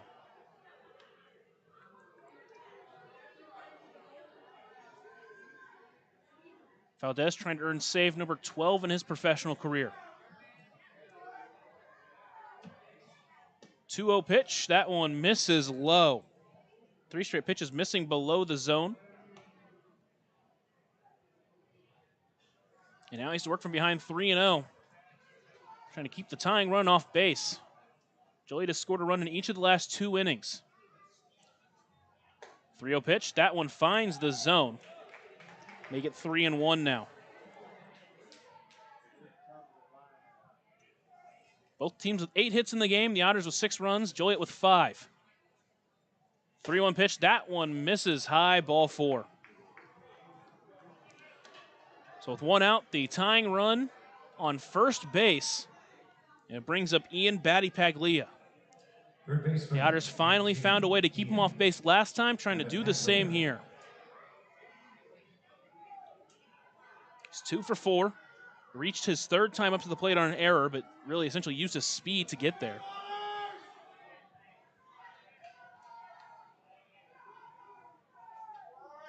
He's now 11 for 18 against the Otters this season. First pitch outside, gets away. MacArthur stuck in between, but Wilbanks not able to grab it in time. MacArthur does get back to first, so it's 1-0.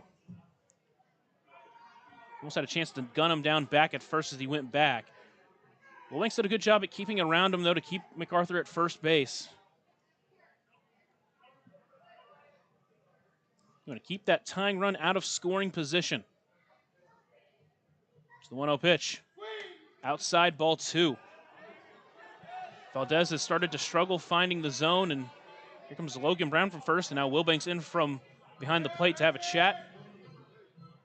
Trying to calm him down here. Again, when Valdez has been out there and he's been able to trust his stuff, he's been so good for Evansville the last 2 seasons. We saw it in the middle game against Mississippi where he came in and runners at second and third, just one away. He struck out both batters he saw. And now quickly it's Nolan Thebe going to get up and warm in the Otters bullpen.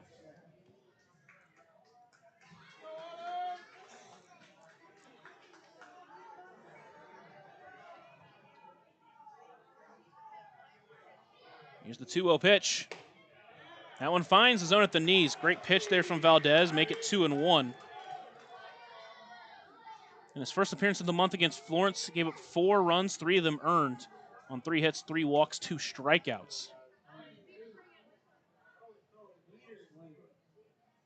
Here's the 2-1 pitch.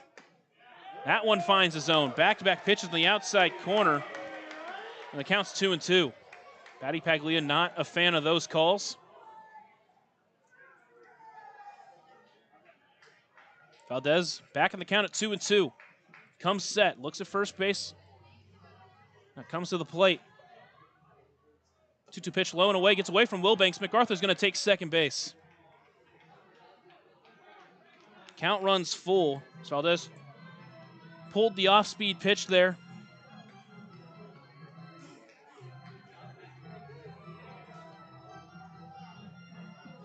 Got to try to get the batter here.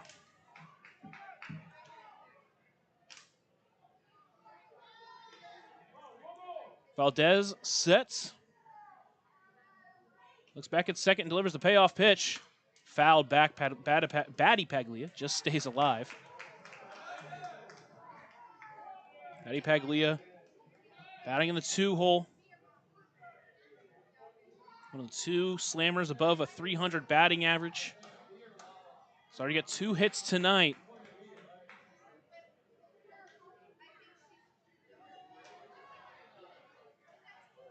Here's the next payoff pitch. Just fouls it off, somehow stays alive. And that's what makes a guy like this so good. He's not only good at getting on base and getting hits, but he's good at spoiling pitches like that.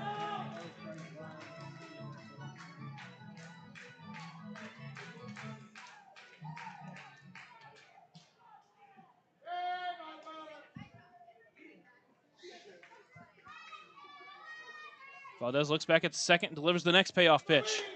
That one misses outside, ball 4.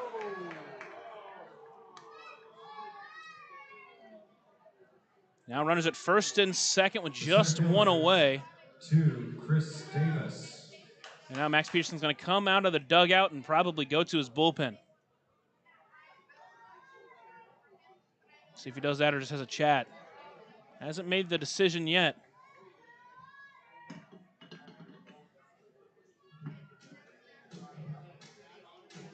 He's out there to have a conversation. Back-to-back walks for Valdez. He's got Chris Davis up at the plate, who hasn't had an at-bat yet. Came in as a pinch runner for Bryant Flede.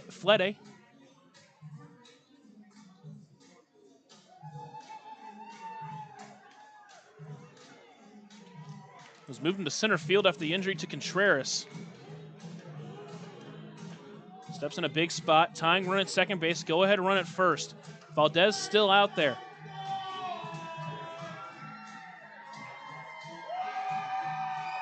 Thebe is warm in the bullpen.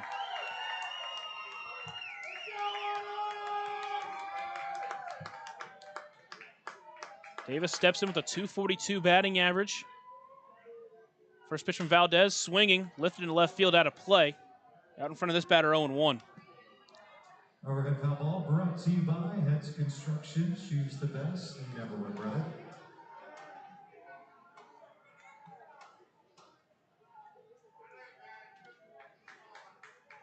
Chris Davis, the 27-year-old out of Avon, Connecticut, son of Reese Davis. Waits the 0-1 pitch. Takes that one just low, below the knees at 1-1. second year with the Slammers. Played 65 games last season. He's played in 74 this year. 1-1 pitch. That one's lined to right, but foul and out of play. Make it 1-2.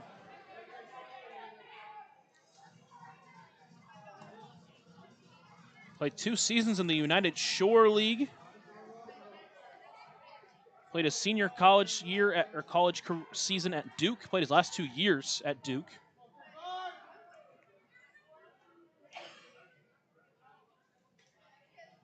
Here's the next 1-2 delivery. That one's flown into center. Shallow center. Out on it is Cruz. In on it is Paolini. He's able to get under it and bring it in for out number 2. Took charge and made the play. And with 2 away, it's up to Ernie Ordonez. He's 0 for 4 tonight. Strikeout, a flyout, a groundout, and a pop-out.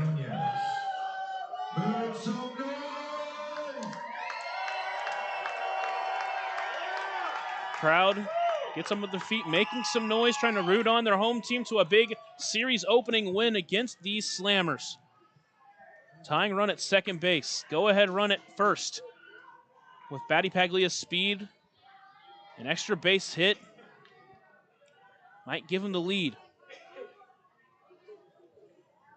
Now, initially it was a step off from Valdez. Now it's time called by Ordonez. Now he steps back in.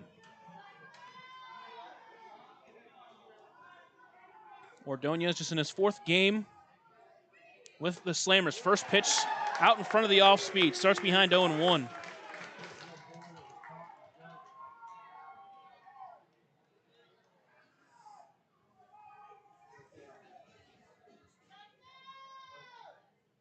His first 3 games with a .250 batting average. Still without a hit tonight.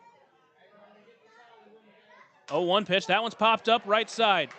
In on is Paolini. Out on it is Cruz. Paolini calls him off, and he brings it in, and the Otters win. They used a 5-run 6th inning to jump out in front, and even though the Slammers brought it to within 1, they couldn't win the game, and the Otters take a big Game 1 winner. We'll talk more about it after a short break on the Papa John's postgame show. You're listening to the Otters Digital Network and on 96.9 WYIR. Smile on Down Syndrome is celebrating 25 years of serving smiles to the Tri-States Down Syndrome community. Not only do we offer programming and support services, we sponsor annual events that give people with Down Syndrome opportunities to be stars of the show at our World Down Syndrome Day Ice Cream Social and Talent Show, Christmas dinner, and our Smile Mile, which is a day celebrating our Down syndrome community, their families that involve the entire tri-state community, and the highlight of the year when individuals with Down syndrome really shine like a star among smiling supporters. Learn more and find your way to get involved and show your support at smileondownsyndrome.org.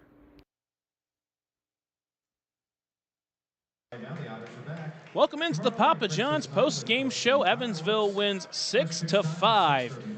And another nail-biter that goes the Otters' way.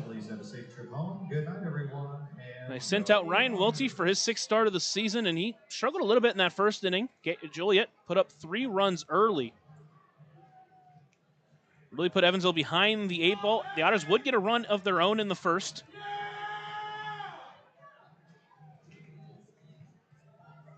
And then both teams would go the next 4 innings score. Let's get to the 5th, still 3-1.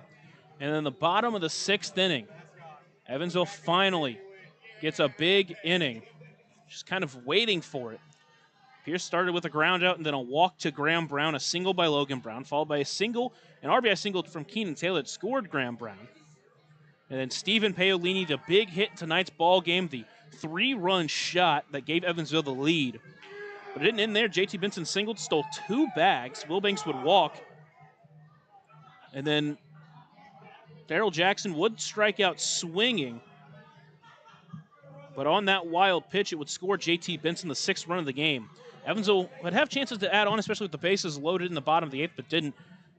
Joliet, after that, scored 1 in the 8th. I should say 1 in the 7th. There was a leadoff walk that was on a pitch that should have been strike 3. And then a bulk got him to second. A ground out got him to third. A ground out scored him. Didn't get a hit in that inning, but scored a run. And then in the 8th inning, a leadoff single, a wild pitch, a ground out and a sac fly scored the run to bring it to within 1. The Otters would call on Alex Valdez to get the save, and it was a nail-biter. Got the first out of the inning. Back-to-back walks, put runners at first and second with just 1 away. But back-to-back flyouts to right. Got the Otters out of the 9th inning. They get the big win, and now they extend their win streak to 3. We're talking about the Gateway Windy City game. The Grizzlies do come back and win the game in the 9th, just for those that were wondering.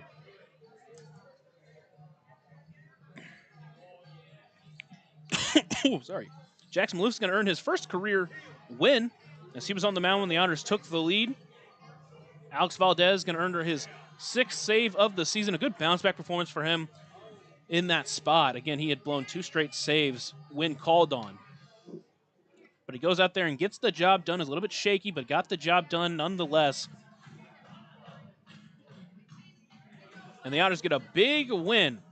We'll be back tomorrow night, same time, same place here at Bosse Field. Chance to go for the series victory. As the Otters try to build on this 3-game winning streak, try to build on this momentum. Obviously, the team's been eliminated, but setting yourself up, trying to get some momentum to end this season and set yourself up for the next year. This is this young baseball team. When you look around the league, starting to play some really good baseball, playing from behind, fighting back in these games. It's been a lot of fun to watch.